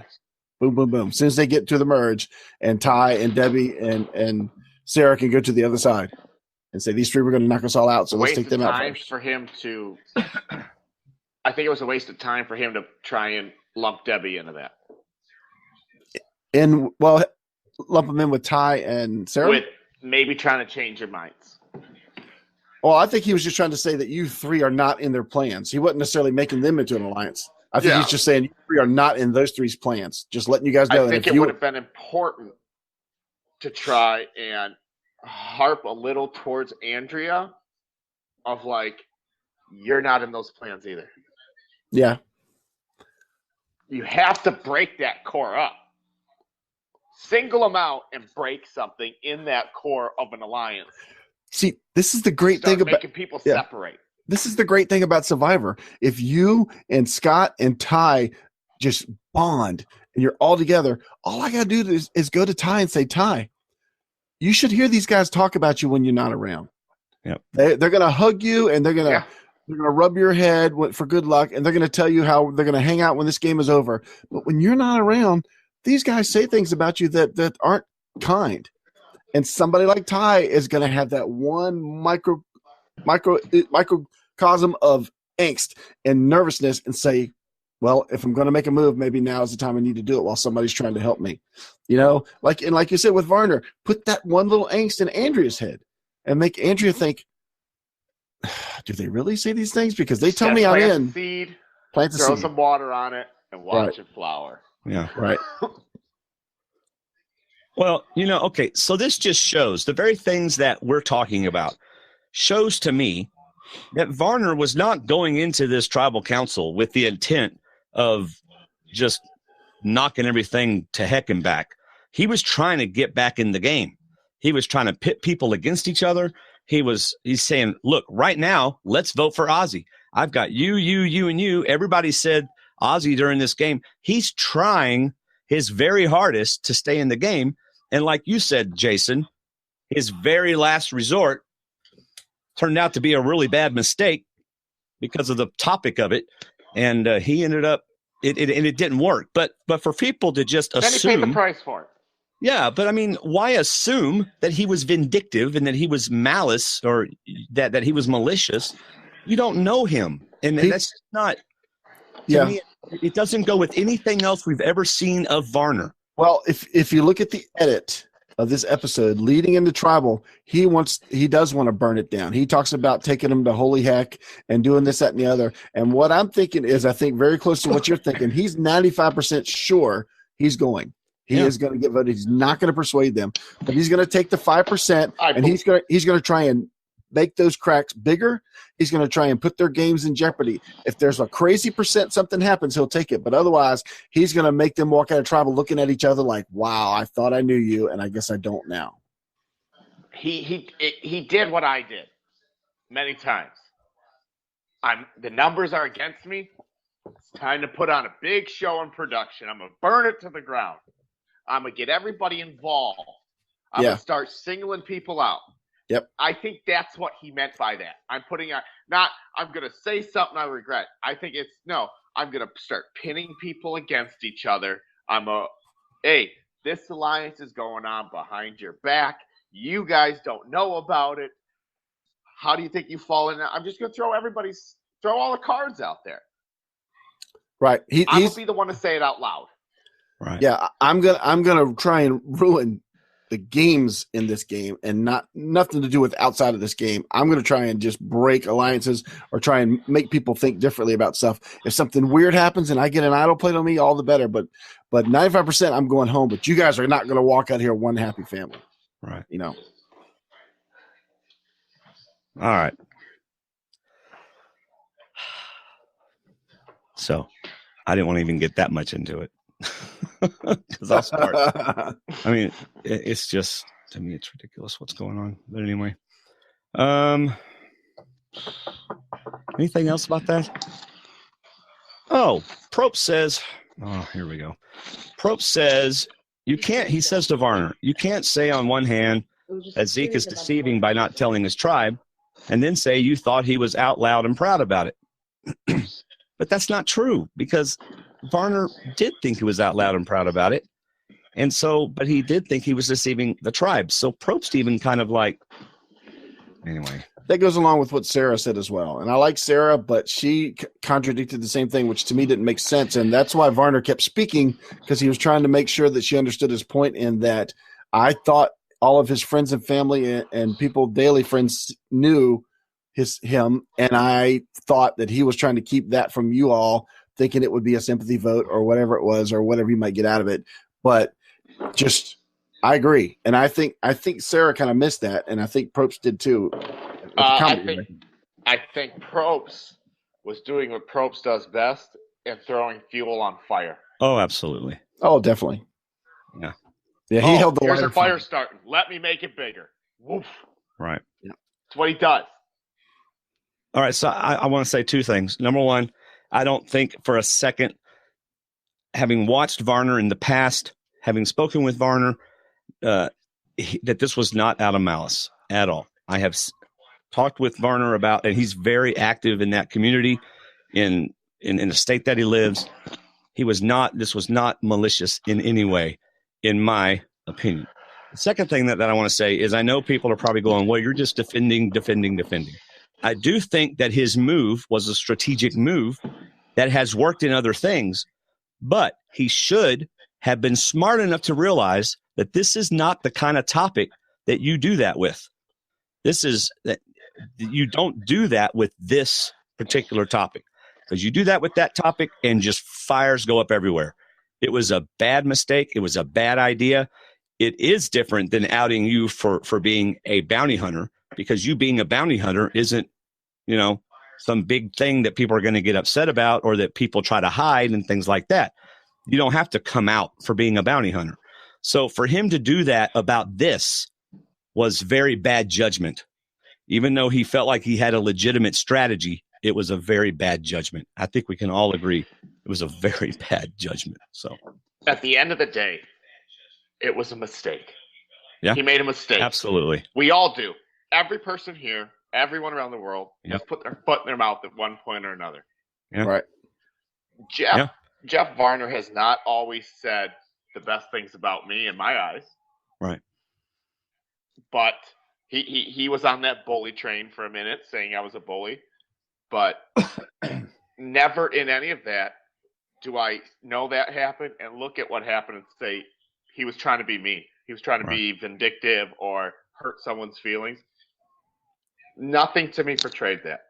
It was classic foot and mouth. Yeah. Yeah, and it's a good thing we're not, all judged for one horrible mistake we make. Taking my shirt off at Durham was a horrible. It really was. And if I ever show that video, you're going to be in trouble. I'll be in Alabama in about 5 minutes. Great. All right. Oh, Ty even, at least, because he even understood what we're saying right now about how he didn't feel like it was malicious and things like that. All right. Enough of that. We are done. So who goes home? Toby Moore. In the most awkward non-vote I've ever seen. I didn't see it coming. It was just like, okay, so do we even need to vote? Yeah, really. Do we even need to vote? Complete utter shock. Yeah, do Or we need to vote? But I'm going to take a vote anyway. Yeah. Or are we all mad enough at him to vote him off? You know? It's like, so anyway. What would they have done if Varner demanded that? No, I want it on parchment. That they would have done it, and he still would have gone home. I just think it would have been funny. Well, yeah, it would. Well, it probably wouldn't have been funny. I mean, I think that would have been taking it even more over the line than he already went. So, someone wrote, "Wrong is wrong. He crossed the line." That is absolutely right. But that doesn't mean he can't be forgiven, and that doesn't mean that we can't give him a second chance. Right. There you go. All right. It is time for next episode. The merge is coming. Yes. I am excited about the merge. Mm-hmm. Are you? I am too. One camp, one group, one load of filming. Yes, I am too. Right. Okay. Wow. All right. Here we go. What do you want us to say? I don't know what you want me to say. I don't know. Just, engage. All right. Next week, we talk merge with Jessica Lewis, and she will have a lot to say about it. It'll be great. And that podcast is just a stone's throw away. Okay. So, David, didn't you want us to do something before we got to the feedback? No, did you decide not to do that anymore? Kind of give everybody's chances at the merge? Oh. Yeah, I just want to ask in general, since I don't do a rankings anymore, don't really blog about it. Who do you like going forward? Who do you think's in a good position right now? And if Jason's, I don't know if he's still listening. Okay. Yeah. Who do you think, looking at the tribe that just went to tribal, anybody from that group do you think is sitting in a good position? That group? Yeah, that group first. I think Ozzy's in a lot of trouble. Yeah. I don't see that helping Andrea or Zeke at all. It's not going to benefit them. It's not going to hurt them. I think they're exactly where they were. I think Debbie's in trouble because eventually someone's going to start asking questions if they didn't ask already about what happened Yep. at Exile. And we don't know. We were given none of that. Yeah, but we know that Who's that left? was there. Right. Ty and Sarah. And I think if anyone on that tribe, Sarah's in the best spot. I do too, because I think she's the one that could actually walk away and walk to the other group. I think she showed emotion for the first time. I think she showed during the episode her ability to talk to people, that she is thinking in the game. She is able to differentiate what's going on with different people and different cliques. I think she's showing the most potential out of that group. Yeah. I cannot disagree with those assessments. Dwayne, do you have any thoughts on those before we get to the other tribe? I think that Ozzy may not be as in trouble as people think, because I think Zeke, who I think is doing very well, is going to protect him as long as possible so that he will have Ozzy as a shield, as he's already told us, which is a very smart strategy. So I don't think Zeke wants Ozzy gone. And because of that, I think Zeke will do whatever he can to put targets on other people. Mm-hmm. And I think Zeke is very influential and very good at this game. And now, of course, he had sympathy with him. And if I'm Zeke and that happened to me, I'm going to use that, right? I'm going to use it the rest of the game if I can. And so I think Zeke's going to protect Ozzy. Yeah, this is my thing. Where does the sympathy go? How far does it go? Final 5th place, 6th place? Because I'm not letting you go to the end of the game. Right. Are you the one that's going to bring it up? No. I'm not bringing it up. No. Bingo. I just know it's there. So you go to the other tribe. How far? Yeah, but how far is that sympathy going to take you? Because the other people right now have no idea what happened. Right. Okay. But I'm not saying that the sympathy is going to be what takes him. I'm going to say Zeke is smart enough to know that that's another element that he can use in his strategy. Mm-hmm. So. But I think he's very clear he doesn't want to use that. Well, I think Jason's saying the sympathy goes as far as the next night. Right. Or the end of that night. Yeah. Because the next morning, the game is still on. Yeah. Or the next time he, votes somebody off to protect Ozzy. Yeah. There you go. Yeah. So there you go. Yeah, you're absolutely So right. on the Mana tribe, Haley and who was it that he did not mention? It was Haley and Michaela. How do you think they're sitting right now? I think Michaela's starting to rub people the wrong way. Her lack of emotion and effort towards others, bossiness. She cracks me up. I'm a Michaela fan because Me too. she pulls no punches and says whatever, so it makes me laugh. But I think it's going to start draining on people. I think she's in a bad spot. Yeah. Haley, she really there? She's having the opposite social effect. Yeah. I think she could be sitting beside you and you wouldn't realize it for the 30 minutes until she says. I think right now she's just a seat filler. Yeah. And it's not against her. It's just she's hasn't stood out. Right. Best spot on that tribe, I think, is my girl. I think Aubrey's doing good. Who is my pick to win it all, but had a lot to do with favoritism. Yeah. Well, that's why I picked Troy. She's doing well. What? You blinked out there. Oh, so did you? Oh. I think, her starting to push an alliance with Culpepper and make some kind of bond and connection, I think that helped her. I think being with the group of emotional people and all of them realize, okay, we are all going through the same thing right now. I think that's really going to benefit her. Suck those alliances in nice and tight. I think she's sitting in the best spot out of anybody in the game. Wow. Yeah, that was neat that she went from being radar for a minute. Yeah. I think she's about to turn it on. Yeah. That was good for her that she went from being blindsided by her own tribe to being on a tribe that's winning and obviously sitting better. But at the same time, they had, to me, a non-buff moment where there was no color to buffs. It was just a matter of people talking, experienced people talking, and she jumped right in there. And I know it was personal for her. It was obviously honest for her, it seemed. But at the same time, she was such a part of that conversation and such a part of that group. And that's something you don't forget. They're bonding at one tribe, they're bonding for Zeke, and they're bonding at the other tribe in another way. And I just think that's going to be important going down the road. I agree. I think Aubrey's in a good spot. I think Brad is still in a good spot. Nobody's hating on Brad other than Debbie. And Debbie, I think, was probably going to go before Brad. But Brad is just getting a lot of love right now. Brad's doing well. He's in a spot that can't hurt him, can't really help him too much more because he's already sitting high on that totem pole. Yeah. I don't need to be number one right now. I just need to be 1 through 4. Right.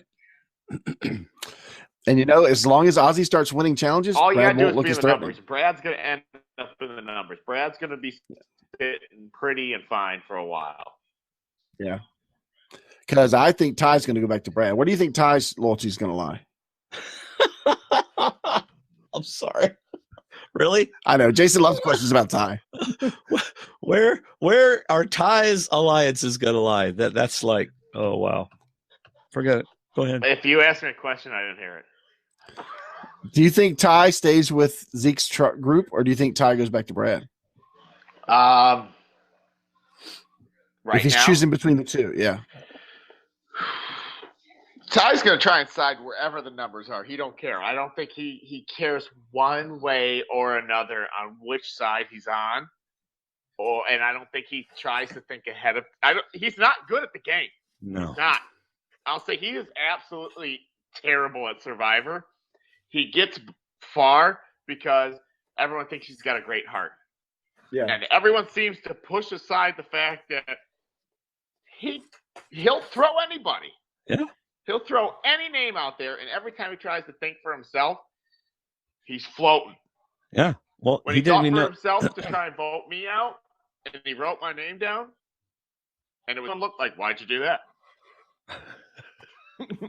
I mean, even it when was the plan. Even when they you told, have to discuss the plan with people. Sometimes Google Hangouts is a pain in the butt. I just want to say that. Even whenever he played the idol earlier in the season, it was like play the idol. Oh, okay.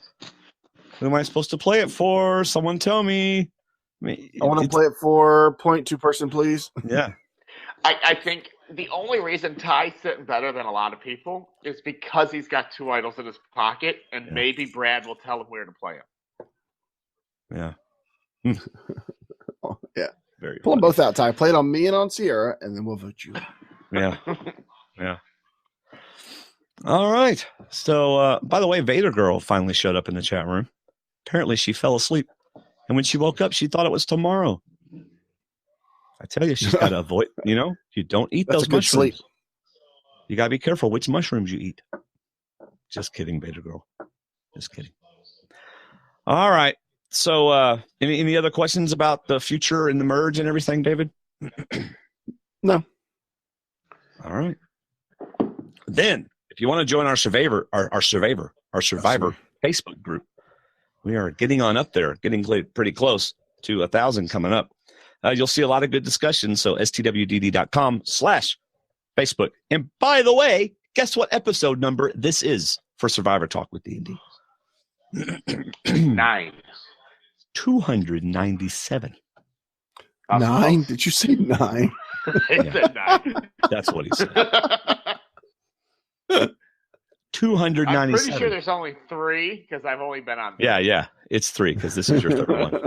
All the other ones don't matter Right. because you didn't Exactly. you didn't listen to or hear any of those. So, anyway, so that I've been in the chat room many times as other yes, you people. have. Yes. Yes. Yeah. You've actually watched a lot of our episodes and got in the chat room even during your season. Yeah. Just different names. Yeah. It was funny because people would be talking about Jason, and you'd be like, "You're a really smart person," or "I agree with what they're saying." Yeah. Or we'd be talking about everybody but Jason, and then somebody would pop up and say, "But Jason's so awesome." Yeah. Oh, are you saying we should get back on Jason? Yeah. Okay. I think it'd be a great idea. Yeah. So anyway, I know he's not in this season, but can we bring him up again? That's right. Well, in 3 if that episodes, ever happens, you'll know it's me. That's right. It'll be our 300th episode, and I have absolutely nothing planned for it, but it is our 300th episode. It's just 300. We'll play big for 1,000. We'll do that. Wow. Anyway, before we start our feedback, we are about to get into feedback. And those of you who are at the beginning of the show, I have honored what I told you was going to be going on, and it continues. So before we start feedback, a note of warning for those of you with young listeners within the last 2 feedback. So everything up to the last feedback, don't have to worry about a thing if you got young listeners. But in the last feedback, the topic of Varner and Zeke, the situation is clearly discussed, and personal opinions about the topics are explored. And so we will let you know where that's going to happen. So you may stop listening if you choose, so your little 9-year-old or 8-year-old isn't asking you, what in the world are they talking about? All right. So that's fair warning. We will give you notice whenever that happens. So there you go. That's just us trying to be nice to all those parents that listen to the show with their kids. All right. All right. Anyway. All right. So here we go. We are going to follow David's feedback document, and it starts with me, Sin from Serbia. All right. Hello, D&D. Before this episode, I really liked Jeff Varner. He was a funny and interesting character who I enjoyed watching a lot. After this episode, nothing has changed. He is still one of my favorites, and after watching his Day After video, I like him even more. The logic for how he came to the decision to say what he did say in Tribal Council makes sense to me. It was still a mistake, but we all have made one or two. Varner assumed that the only persons who didn't know his situation were his allies, and that Zeke is the new Russell Hantz. I knew about Zeke since about half of this first season, so if I knew, that means a lot of viewers had that information also. If anybody wanted to find it, it was possible. From 7 tribe mates, only 5 maybe didn't know. It was not a big secret for viewers, so we should not blame Varner too much. He feels overwhelmed with guilt already. For me, the bigger problem is Probst in CBS. If they wanted to protect Zeke, all they needed to do is for Jeff Probst to say, stop, we are not going there, and not allow any of discussion about it, or even for it to air, for that matter. Maybe even use some editing tools. It would not be the first time. They chose not to do it. They wanted a good TV moment, and they got it. For me, that made the episode less enjoyable, and I had to fast forward through some parts. Almost the same thing as when Debbie going crazy in the episode before, or 2 episodes before.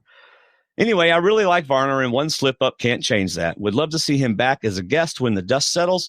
Maybe some episode of next season. Next episode is Merge, and that makes me really happy.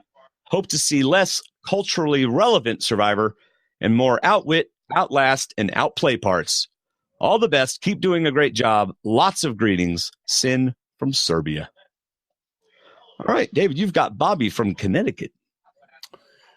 And he starts with, all right, I'm going to be careful how I word this because I'm going to defend Varner. I'll also keep it short. Point for that.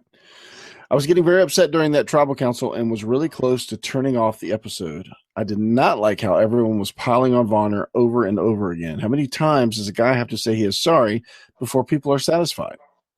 Zeke could have said anything he wanted to, and I wouldn't have minded since he was the victim. But the way everyone else, including Probst, just wouldn't let it go really bothered me.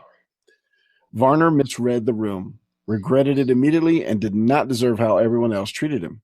He said a dumb thing, and they decided to use it against him to turn it into an awareness segment. I found that kind of offensive, but I understand that it is just how television works. An unhappy Bobby. All right. Now we've got Colin from California, unless somebody else has anything. Jason? By the way, Jason, feel free to jump in. I was on a work text. No, that's all right. Feel free to jump in anytime you want. All right? We do not mind. I'll take a platform. All right, there you go. Colin from California. Hey, D&D, Colin from California here. First-time feedbacker. Long-time listener. Colin, are you in the chat room?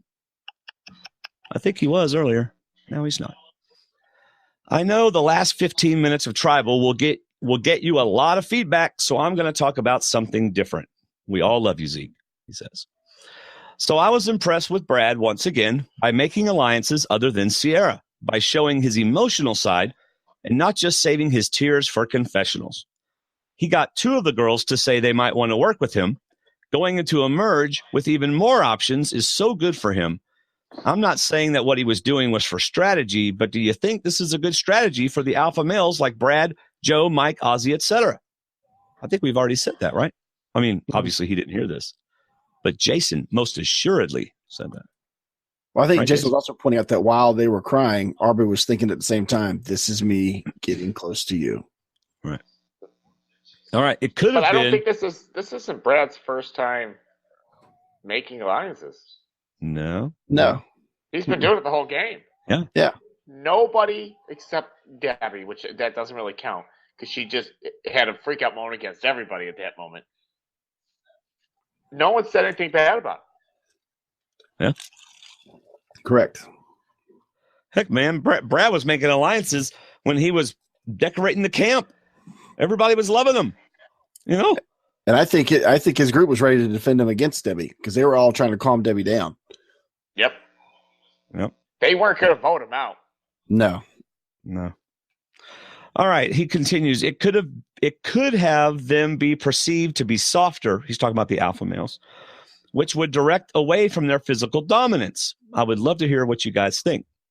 Well, Colin, hopefully we answered what you think. Well, do you think that it would also direct people away from their physical dominance? Not if Ozzy did it. He's still Ozzy. Yeah. You know, The Ozzy. big boys are still going to be known as the big boys. Correct. Yeah. Even if you start hugging people, you're still that guy that can lift up a big rock and run through water and beat those kind of challenges. Yeah, after that first immunity challenge is when it finishes Ozzy, Culpepper, and Troyzan. Yeah, they're still going to be the big boys. Yeah. Yeah. Well, you know, one thing the difference between Ozzy and all these other, Ozzy always feels, to me, always feels like he's by himself. You know what I mean? Like he's never really, I always feel like he's kind of in his own little world. I feel he doesn't talk that much either. Yeah. Which is not good social gameplay. Yeah. I mean, you should always be in a conversation with somebody because you don't want to be the He one better not be. in a conversation. He's going to need a lot of conversation because you're public enemy number 1. That's what I'm saying. If you're getting a lot of quiet time or alone time, you're not in a good place. Yeah. All right. He continues. May the force be with you, and kale is gross. Sorry, Beta Girl. Good job. I wonder if Beta Girl caught that because they're in this heated discussion on our chat. Not heated, but they are talking up a storm in the chat room. All right, David, you are reading Becky. Hey, guys. Wow, what a crazy tribal council. When I saw just under 25 minutes of the show left when they went to tribal, I had a feeling it was going to be a good one. I saw 22 point something left on mine when I was watching it. Oh, yeah. It was at 40 minutes. Yeah. And it was in a way. I was beyond shocked when Varner said what he did concerning Zeke. I thought he was being funny at first. Then I got really mad at him for what he did. I felt sadness for Zeke. To have the most intimate thing told about you the way it was done was beyond comprehension. Zeke showed so much class and more grace than I think I would have been able to do. I bet when production picked the word metamorphosis in the challenge, they never thought that it would have such an impact for the rest of the day. Hello. Whereas I don't know. I think they went and painted the balls as soon as they figured out it was going to happen and made a new thing to make it metamorphosis. That's what I think happened. Haley, we need you to come here and say the word metamorphosis. Yes. Just some B-roll. Yeah. Yeah, it was actually a combination of numbers to get a box open, but they ended the challenge when they got to the word. Yeah. By the way, I want to say that I agree that Zeke, because he didn't want that known in the Survivor world, and he didn't want to be known as that guy. Like my wife has MS. She doesn't want people to see her as the woman with MS. She doesn't want to be known as the MS woman. So I can respect that, and I like how Zeke showed class and a lot of grace in that situation. Only if only more people would do that same thing. I think he handled the best way he could have. Yeah. I mean, he was the object of this, and he's showing grace. Why can't other people do the same thing? That's a good question. Yeah. All right, go ahead. It's a word they've never used or even said that I recall during any season. I do feel bad for Varner. It was a lapse of judgment. He will live with that for the rest of his life. I hope he will one day be able to forgive himself and not let this lead to deep depression. Becky. Yep. All right. Will, the giant ninja. What's up, guys?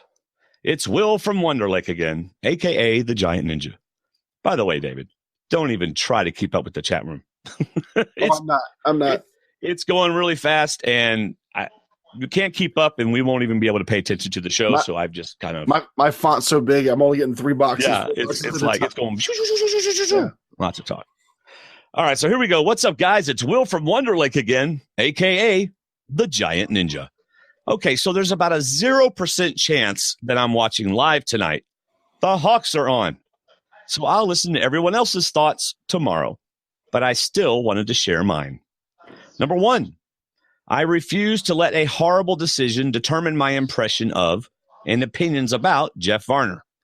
I enjoy Varner on the show. He seems like a genuinely good person. I'm quite positive he wishes he could go back in time and undo what he did, but he can't. He shouldn't have done it. He should have known better, but he did it, and I won't hate him for it. Zeke doesn't want this to define him for me, so I won't let it. Zeke's a kick-butt Survivor player and a fun and funny guy. I'd like to have a beer with him. By the way, I agree. I love Zeke. I've been liking watching Zeke from the beginning, and it doesn't change anything that I think about Zeke. And he's different from Varner, and I enjoy watching Varner for the same reasons. Yeah. So. Number 3, now I'm going to share my unpopular opinion. He says, don't hate me for it. Varner, he's right. This is good. Okay. You thought the chat room was going crazy? It's about to go really crazy. All right. Varner did not cross the line. Dun, dun, dun. All right, here we go. Number 4, because there is no line. They're playing Survivor. Everyone agrees that things that are objectively immoral, like lying to people, are okay within the bounds of the game.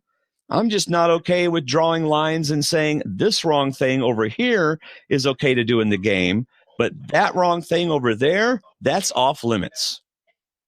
Either you can do whatever you think will help your game, or you can't. For my money, you can. So what he's saying is it's okay to lie. You can't pick and choose what's wrong, is what he's saying. Whether I agree with him or not, that's what he's saying. Number 5, I didn't always think that way. I remember learning that Fairplay's grandma was alive and well, and watching Jerry Springer and thinking, wow, that is over the line. Number 6, I remember watching Lex and Boston Rob's friendship breakdown and siding with Lex. But I also remember watching Tony swear on his badge.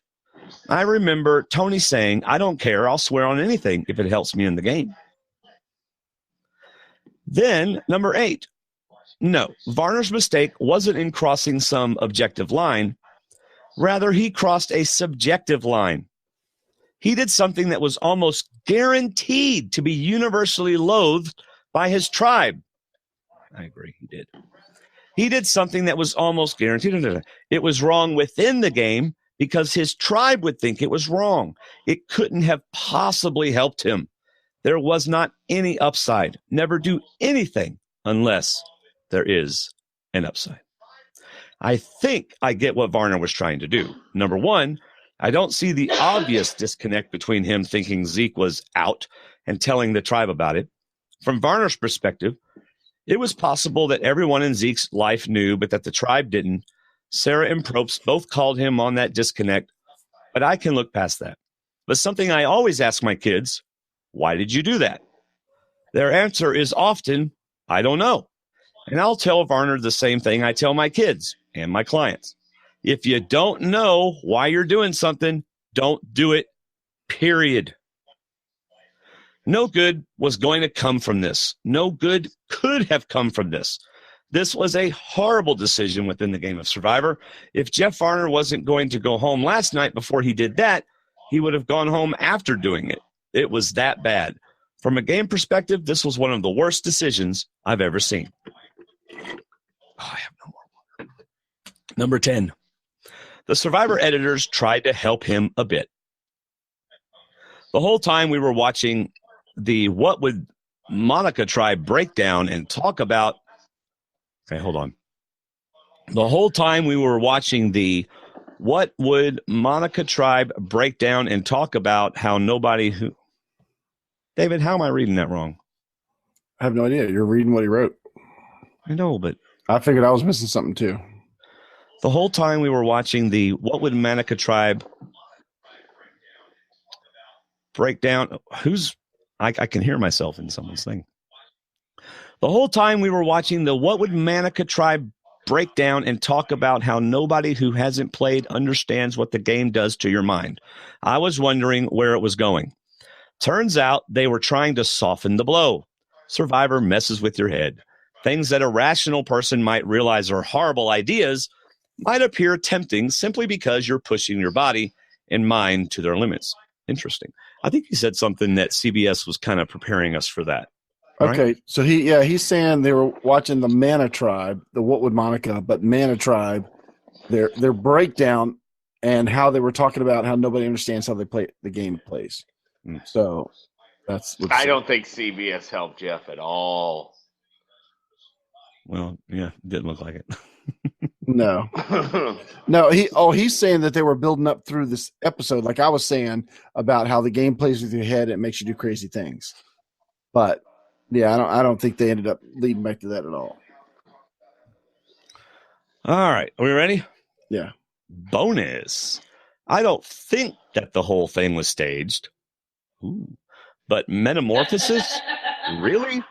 Wow. When they so directly talked about the 13-letter word puzzle, how often does Jeff ever tell us how many letters are involved? Not very, or I wouldn't have noticed. I guess drop your buffs. I figured we were merging, but the winning former tribe all had individual immunity. What? I figured we were merging, but the winning former tribe all had individual immunity. Oh, okay. That would have been even better for everyone. Okay, so what he's saying is he figured they were going to merge and the winning tribe that won that challenge would all have immunity. That's what he's saying. Right. Later, peeps. Will at the Giant Ninja. All right. John from Ohio. That would have been an interesting twist to have that whole challenge. And at the end, they solve the puzzle that says drop your buffs. At the end of the challenge, Prope says everybody on that pier is going to tribal council, but you're all getting new buffs and you're all going back to the same camp for tonight. Yeah. Well, what do you think, Jason? Do you think that would have been a cool That would have thing? been interesting. I think it would be better if I could go to tribal with you and I'm just not on the block, because then I can see who's with who. That's the best advantage you can give me. Yeah. I can see who's linking up with who, what you guys are saying, what you're fighting about, and then watch who goes home. That gives me so much information. That would be fun. So as you're sitting where Debbie sat last week and watching from the sidelines, since you're not on the block, what does Prope say to you when you say, hey, Jeff, can I ask Ty if he realizes that they're lying to him? I'm probably just going to let it happen. For the record, let the record show that we are striking that comment. Ty, disregard that comment that Jason said they're lying to you and don't think about it anymore. You didn't hear that, Ty. Don't even worry about it. Ty can't take his eyes off Jason now. Who's lying to me? You should play your idols. Yeah. Play it for me. Idol. Pull it out and play Idol. Play all of them. All right, so now we're going to John from Ohio, and this is where we want to remind you guys that our final 3 feedback are specific in their details, like we mentioned earlier. So if you don't stick around, thank you for catching us this week, and we'll see you next time. But if you are, which I think Dwayne's earlier comment will only entice you to listen to the end. Well, not if you're listening, with your 5-year-old. You probably won't. Now there's no. Am I supposed to hang up now, or am I old enough? Yeah, well, I'm not sure if you can handle this. Well, we should have put a warning when you came on the podcast. Am I old enough for this? Yes. Now there's no vulgar language or anything. It's just yes. No, we're just going to get a little more specific into what we're being talking about, and since we're family friendly, Yeah. This isn't stuff you talk about in a G-rated movie, so we're not talking about it. But now we are. All right. So this is John from Ohio. Hi, hey, Dwayne and David. It's John from Ohio again. I'll just start at the most obvious place to start, and that's with Varner. Varner made a huge error in judgment here and obviously made one of the biggest mistakes ever on Survivor. Outing Zeke like that was just terrible, but the way Zeke handled it was incredibly cordial and admirable. He is an incredibly strong person. Varner did something desperate and illogical. There's a lot of people saying that Zeke told Varner that he was transgender, but if you listen to Varner's day after interview, that's clearly not what happened. Varner said that he immediately knew that Zeke was transgender because he's part of the LGBT community. My heart goes out to Zeke for being so gracious and strong, but it also goes out to Varner, who was incredibly quick to realize what a horrible mistake he had made. I'm in no way excusing what Varner did, but if you listen to his exit interview, it's clear that he's incredibly remorseful and misread the situation. I do not believe that Varner came from a malicious place, as Sarah said. Although the act itself was certainly malicious, Varner made a mistake and assumed something he shouldn't have. He assumed Zeke was already out because this was his second season back-to-back, among other reasons. I don't know why that made him assume that Zeke was out, but it did. He acted on this assumption in an awful way because he was desperate. This was his 3rd time playing Survivor, and he desperately wanted to be on the jury. It's not an excuse to do what he did, but I believe that Varner is a good person who made a horrible mistake. So nobody should send Varner hate. If you feel compelled to, try sending support to Zeke instead. Last thing about this, Jeff Probst handled this situation incredibly well. Anybody want to comment on that? I don't think he handled it that well. I think he added fuel to a fire and spotlighted a situation that was already bad and helped make it even worse. Here, let me help you dig that grave a little deeper. Right, which he knew he was doing. Want a bigger shovel? Hey, Jeff, you want a bigger shovel? I can give you one of those. Yeah. Which he does all the time. That's part of what he does. Yeah.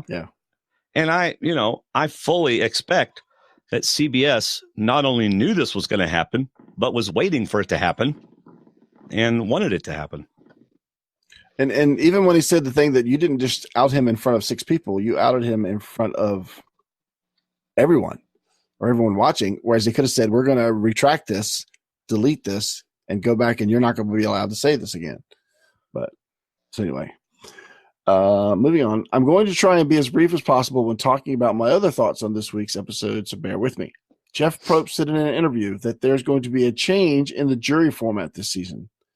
What do you guys think that change could be? Do you think it's possible that they have a final 2 with 11 jurors rather than a final 3 with 10 jurors? That would be a change in the format. Well, that's certainly possible. They've done it before, right? What if the change is to separate the jury? What do you mean? I don't think that'll be the change because it's not really a change. It's things they've done before. I think when they say change, it's something different. Yeah. No, I mean separate the jury from talking to each other. Oh, It's terrible. I know. are you kidding? It's terrible. I mean, that's half the joy of being on the jury is getting to eat pizza and talk to each other and play video games and share rooms. Why'd you have to say pizza? Another thing that bugs me about that is that's manipulating the game. It's a social game. Part of being social is I made an ally. Yeah. Dave, you're my ally. I need you to talk to Dwayne and help me. Absolutely. If Dwayne listens to you, that's on Dwayne. Right. Oh, I agree. Making the final 3 is the ultimate goal. Making the jury is the second because you are still in the game by being on the jury. Yes. Absolutely. No, I wouldn't want them to sequester the jury away from each other either. I agree that some of the Ponderosa videos are some of the best videos. So next, I want to mention Ty and Debbie. Next week, there's a merge, as we saw in the preview. What will Ty and Debbie do? My first inclination is that they will go back to Brad, but will they? Ty goes with an idol and Debbie goes with a knife? Is that how they go back to Brad? Debbie will not. Debbie will not. There's no way. We're talking about the same person that did not vote for Aubrey to win because she promised she would never put her name down. I think when Debbie tells somebody that you hurt her, she will never let that go because she's not wrong. She's not going to be wrong. She knew what she did. She knew she was right. I don't believe she'll work with Aubrey either for that same reason. So you think the co-wrong trio is not going to have an effect? No. Debbie will. I don't believe Debbie will ever work with Aubrey. Yeah. Because it's a Debbie again. You did me wrong. We're done forever. Yep. So I can't see her going to Brad either. Yeah. If it was a different co-wronger. Yeah, she's going to be trying to do her own thing and just frustrate people, and she's going home. I give her 3 episodes. So all Sarah's got to do is say, Ty, don't you remember? I was on co-wrong too. I was in the Ty, I forgot. The game messes with your head. The game messes with your head. It's a changing game. Bless his heart. Would you like an idol? Do you have an extra idol on you? Because Brad said he's you just might. giving them away like a vendor. Hey, I have no more idols. I need to go find another idol. He's cracking open coconuts, putting them in there. Like, here you go, a drink in safety. All right. He goes on, I'm just not sure. I hope they stick with Ozzy, Andrea, and Zeke. Ty is as valuable as it comes at this point because of his idols. And when Ty has idols, I find that it's more of the Alliance's idol. True. So I'd love for Ty and Debbie to stay with Ozzy, Zeke, and Andrea. I don't know where Sarah fits here, as she seems eager to make moves, even though she's in a good alliance. I have a feeling she's going to try and play both sides. Last time she did that, she got voted out. And it's not the Alliance's idol. We thought the same thing too. Remember how that turned out? Yeah. Oh yeah. Yeah, and he hadn't even told anybody about this. He's using it for himself. Yeah. In fact, he might play both just to make sure he does not get voted out. It won't probably come.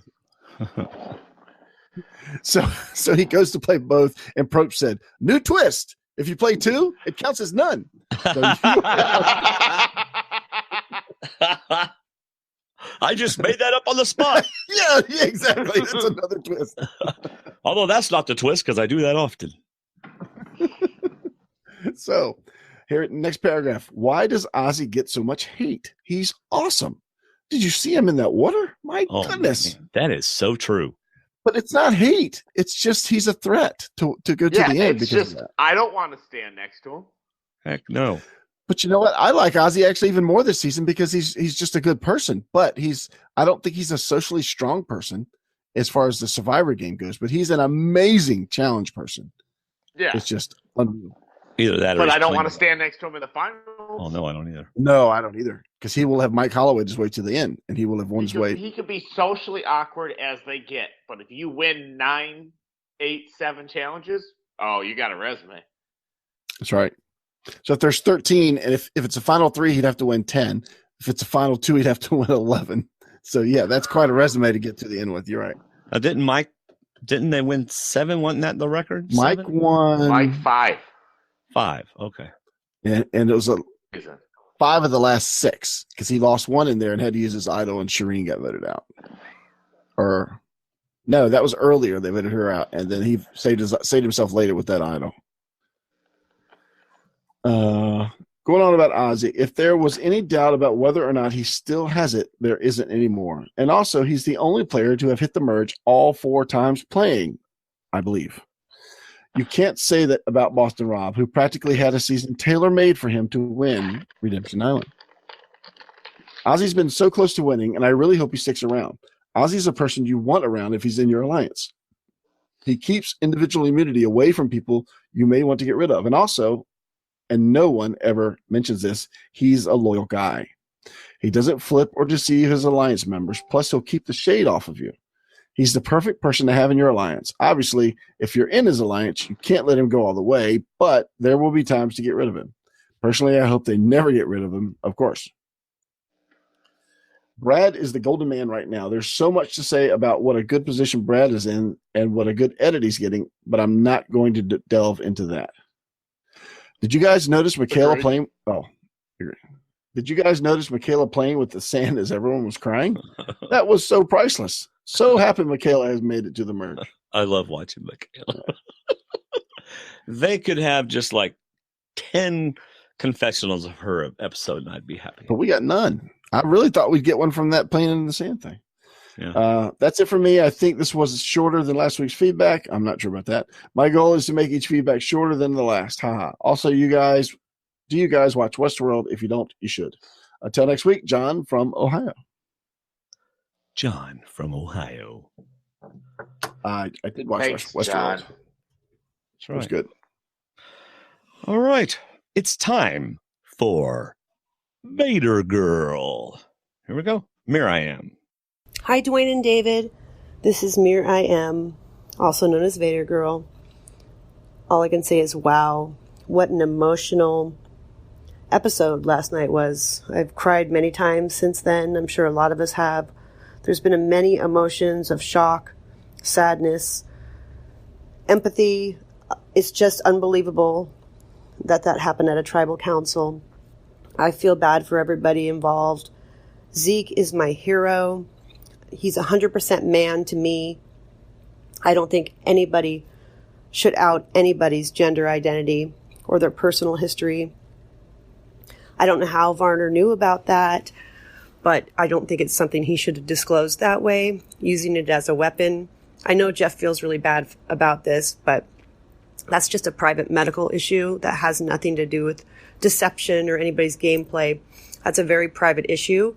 Gender identity is different than sexuality. I had a professor at UC Berkeley, Susan Stryker, who was in the Women's Studies program and later founded the Gay and Lesbian Transgender Studies program. She is a transgender woman who is also a lesbian. So it's very different than sexuality, how you feel about yourself and how you identify as gender. Gender is socially constructed. Who you are on the inside, it just brought up a lot of feelings and emotions. And I know a lot of people are confused about it, but it's a very private thing. And Zeke is 100% man to me. He is all male. And I just want to send so much love. I'm glad this conversation is happening.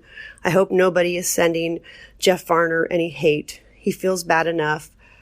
It was a terrible slip up in an emotional state. And I just want to send love to everybody, send healing to everybody, And I'm glad people are starting to have a dialogue about sexual identity and transgender issues, because it is very important, especially with all the hatred due to our current president and all the things that's happening. So I'm just glad people are talking. Just everybody be positive, everybody be nice, everybody be loving.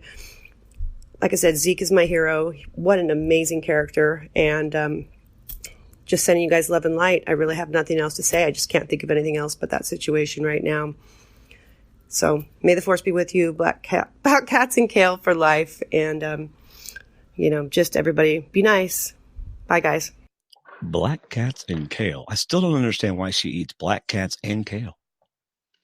You think the kale would get stuck in your teeth? Yeah. Or the hair from the cat. Not the cat. Oh, not the cat. Oh, Not the cat. No, cat will go right down. You ever had Chinese food? Do what, Jason? You ever had Chinese food?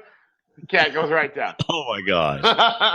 I actually have a black cat. I also have a 17 or 18-year-old Mancoon. What's a Mancoon?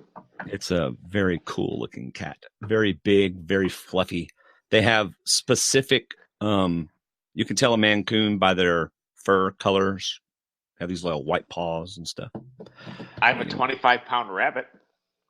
Dude, 25-pound rabbit? it needed its own seatbelt in the van. Giant.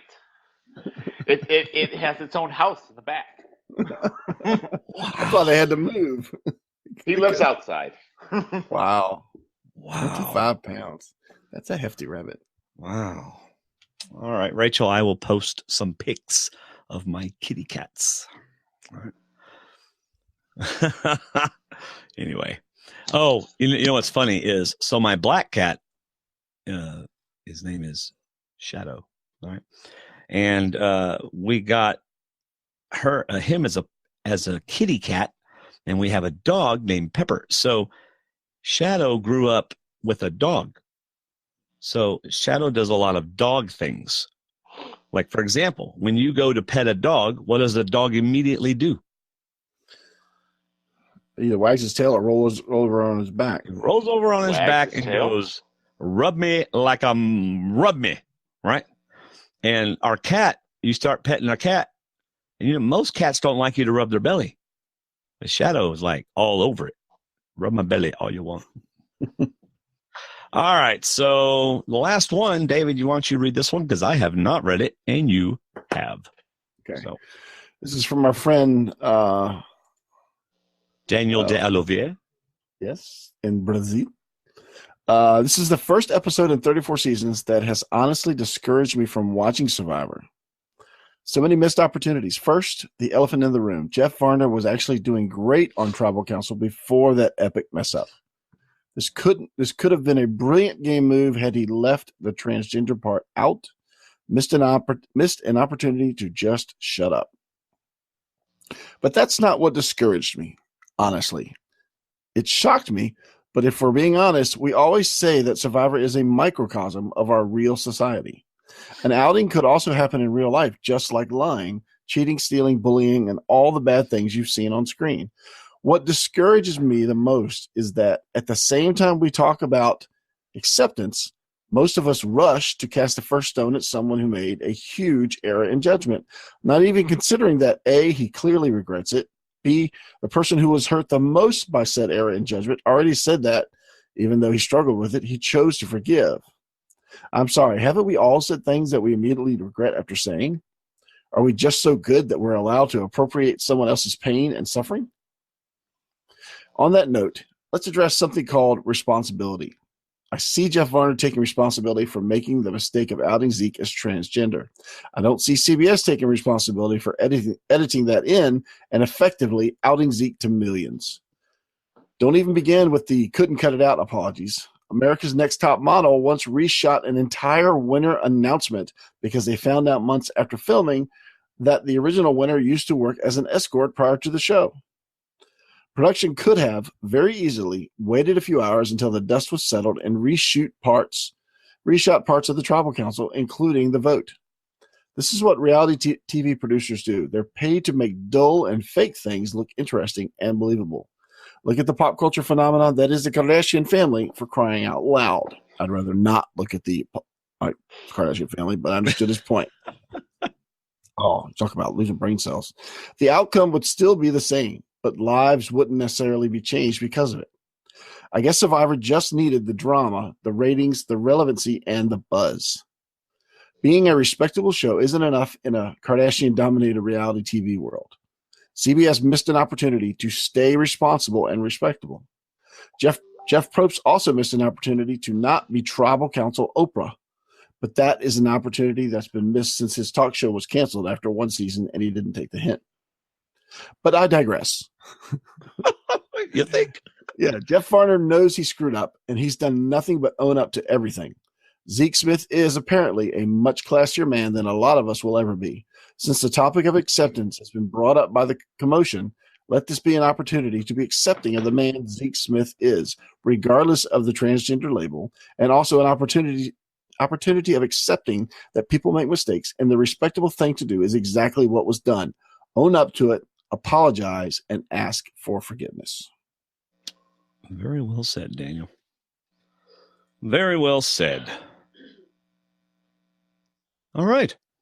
Well, how you like them apples? That was pretty good. That was some good feedback from all sides. Yep. I really enjoyed the show, really enjoyed the feedback. Thought we handled everything well, made enough people mad at us and enough people happy. Isn't that the way it normally goes? It was a different episode. That's Jason for sure. used to that. Yeah. It almost felt like an unfinished episode since there wasn't really a vote, and it just ended on someone saying something they shouldn't have said, and Yeah. And spotlighted You know, till the end of time. let's talk about the no vote. You know, I mean, it's almost like Probst was saying, we are stopping the game and asking you to leave. I mean, that's kind of what it felt like to me. It was more to me of when you asked Jeff, can we just vote here at the reward challenge or at the immunity challenge? There's no reason to go back. We all know who it is. Okay. All right. So Sure, we don't have to vote. Is it unanimous? Oh, it's unanimous. Fine. All right. Okay. But what that does is in the official in the official count of votes against, Ozzy gets saved a vote. You know what I'm saying? Because Varner would have voted for Ozzy. So now Ozzy doesn't have that vote against him that in the Survivor Wikipedia world is going to mess things up. Yeah. But I mean, you know, even whenever they made a big deal about it, about Sandra only having one vote against her before she left, you know? Yeah. So what if it had been one of those situations where they were going to vote against her, but they did a deal like they did last night, so then she never had a vote against her. So for me, I think they should have at least, you know, cast your votes out loud then. But at least there's votes cast. So what happens if Ty, who showed sympathy for Varner, suddenly when Probst goes to read the vote says, I'd like to play an idol for Varner to show that I accept his apology. Exactly. And throw my vote at because I threw my vote at Ozzy like Varner said to do, and then Ozzy's knocked out of the game. Right. See, I could see him doing that. But instead, obviously that's probably not going to happen. You know how good of a play that would have been? I know, that's why I brought it up. I've been thinking about it. I've been thinking about it since this morning. Since morning. I've been thinking about that since this morning. What if Ty said, can we just do at least a vote? We'll let Jeff go out the right way and not make him walk out without a vote. I know that nobody wanted to stand up for Jeff. It was a little bit of a peer pressure thing where is everybody in agreement that he's going to go? Or like, who's going to say no? You know, Varner could have said, can I at least go out with a ballot? But instead, you know, he gets the non-ballot send off. You know, and it's almost like after he snuffed his torch, Probst just turned and walked away. Didn't say goodbye or anything. Didn't do anything else. And look, Vader Girl has a great point. What if he had an idol? Yep. I mean, seriously, it's like the game stopped and they just said Varner bye. But you know how uncomfortable of a boat ride that'd be back home? Yeah. I mean, really. Even Ty would be uncomfortable. Like, I made a mistake. Yeah. But I mean, supposed to do that? Brad wasn't there to tell me what to do. Still, I'm saying there are other options that could have happened because Ty is so unpredictable You never know. But since Probst asks out loud, Ty's going to go with what everybody says. But what if Ty went like really crazy and did exactly what Jason said? Played the idol on Varner, you know? Oh, thanks. I didn't say that, but I'll take it. I'm used to it. He's smart. Who said it? If he didn't say it, who do you think said it? Kai's not here, so it must have been me. I get it all. It's just two of us sometimes. He doesn't remember what I say, so I'm used to it. I don't know what you're talking about, Dave. I said it. Anyway. To me, I agree with your point. I think it was a little controlling, an executive controlling from Probst. Absolutely. He was mad at Varner. I mean, obviously. And it almost leads to the idea that there was so much more we didn't see. Yeah. That it was obvious from comments that there's no way he was not going home. Right. Unless he had an out of the Well, we know there has to be more than we saw because tribals are long. Yes. And even Varner said it was over 2 hours in one of his interviews today, and they edited down to that part. I mean, we got 20 minutes. That's more tribal than we've ever had in our life. Can you? And it came up about a minute into it. Sorry, Dwayne, go ahead. Oh, can you imagine how taxing that 2 hours was? Oh my! Especially when they ran out of film. Yeah. Pause. Time out. Time out. We need to change this film. We'll get right back to this fight here in a minute. And how painful and long that was for Varner after it hit him. What he just said and what happened, what occurred, and that's like, how painful is that? Is, oh my gosh, am I still sitting here? Is this still going on? Yeah. Well, speaking of, am I still sitting here? Is this still going on? I think it's about time for us to wrap this up. By the way, we don't have any reviews this week, so you don't have to hear them. But if you would like to be a part of this short but sometimes meaningful segment, simply go leave us a review on iTunes. Okay, David, do you have any final words of wisdom before we move on and before I ask Jason for final words of wisdom? My final words of wisdom are for anyone that happens to be on the same beach as me if we do get to play Survivor. If you want me in your alliance, bring pizza. Yes. I'm there. I'm totally there. What specific type of pizza would you like? If I have to choose, I would choose the stuffed crust meat lovers, but instead of beef, it's salami, and it's pepperoni, Italian sausage, and salami. And it's amazing. Nice. Yeah. All right. Jason, do you have any final words of wisdom? Jason looks frozen. Oh, no, I just saw his eyes blink. I just heard you now. You said, what? Oh, I said, do you have any final words of wisdom? David gave us some. Do you have any? Yes. If you play Survivor, watch where everybody sleeps. That will tell everything about who's involved with who. That's right. If you have an alliance, you tend to like to sleep next to the person you're comfortable with. And what is amazing is even in real life, watch where everybody sleeps. Because that generally tells you something too. Yeah. All right, bye everybody. It has absolutely been a wonderful show. We love having y'all listen to us. We love having you in the chat room. Thank you for downloading us. Thank you for watching on YouTube. And Jason, it was a pleasure having you on the show. Always. Anytime you guys need me, I'm here. Hopefully next time my headphones and microphone will be better. Yeah. Well, it actually worked very well. So, but you can still come on another time. Yeah. All right. See you, everybody. See ya.